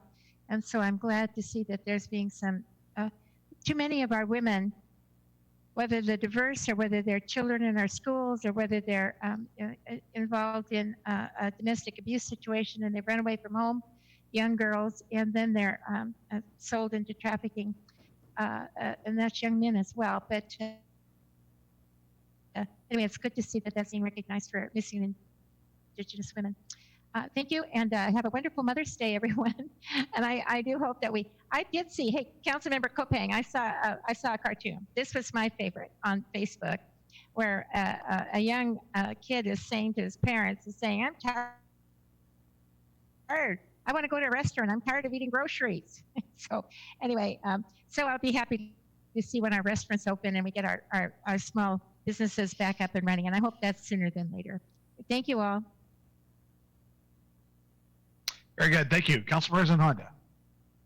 Thank you. Thank you, Councilmember Moore, for your nice words. I appreciate that. I'd like to thank a student from TAF. His name is Daniel. I won't give his last name without permission. He learned how to sew at TAF in one of his early classes there, and he made, I think it was 200 masks for youth, so that he was seeing a lot of young people out in public without a mask on, and when it became recommended that people wear masks in public, he thought that that was something he could do, and so he asked us a couple weeks ago what he should do with those, and we suggested that he talk to the school district, and he did, and they passed them out yesterday to students. So thank you very much, Daniel, for stepping up and thinking of something that is really very helpful to 200 students who now have a mask to wear when they go out in public. I am excited to say that I've been appointed to the AWC Large City Advisory Committee, and they're having a meeting sometime in May, so I'm really excited about that. It's unfortunate that we can't hold our yearly conference. I learn a lot at those conferences and see a lot of people that I like to visit with, but we'll see them in 2021. I attended the SCA caucus for the Board of Health last week. We had a Skype meeting, and it's really interesting to talk to the Director of Public Health, and she has been an amazing supporter of cities. I remember Mayor Farrell when she came and talked to us when you were first mayor, and she was the temporary director, and she talked to us about not closing down our public health facility here.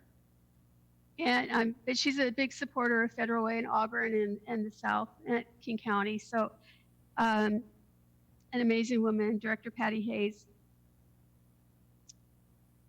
We haven't been holding skateboard meetings, of course, because we can't hold public meetings, but Metro and King County would like all of the transportation committees. Apparently there's 3 of them in King County that have different cities involved.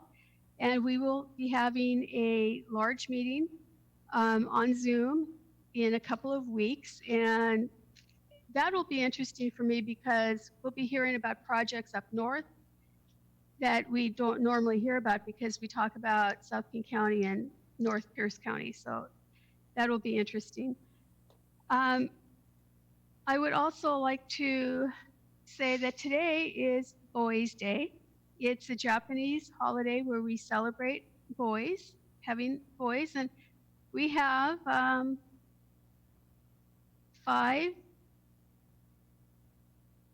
grandsons. I had to count because it's, we just had a new one. And I have 2 sons and a son-in-law. So happy Boys' Day to everybody. The Greater Federal Way Chamber is holding a legislative roundtable for business. It's on May 7th from 2 to 3. It's open to non-members, but you do need to register. Our legislators, Senator Wilson, Representative Pellicciardi, and Representative Johnson will be there. So if you're interested, you do need to go ahead and pre-register, and you can send questions in for the legislators to answer. But they will be talking about the Economic Resiliency Task Force. So that should be interesting too. I will be very glad when the Zoom meetings are over and we can meet in in person. And because we are a family, as different as we all are, and I miss seeing you all in person. I appreciate all that you do. Thank you, Mayor Farrell, for all you're doing. And thank you to staff because they're keeping us held together and work really hard with us to make sure that we can get onto these Zoom meetings and we can communicate with each other. So thank you very much. And with that, happy Mother's Day to everybody. And happy Teachers Week and Nurses Week and Boys Day and Cinco de Mayo. I almost forgot about that. That's right. All right. And with that, happy Mother's Day, everybody. Happy Cinco de Mayo. We are adjourned. Thank you. Great job, everybody. Thank you. See y'all.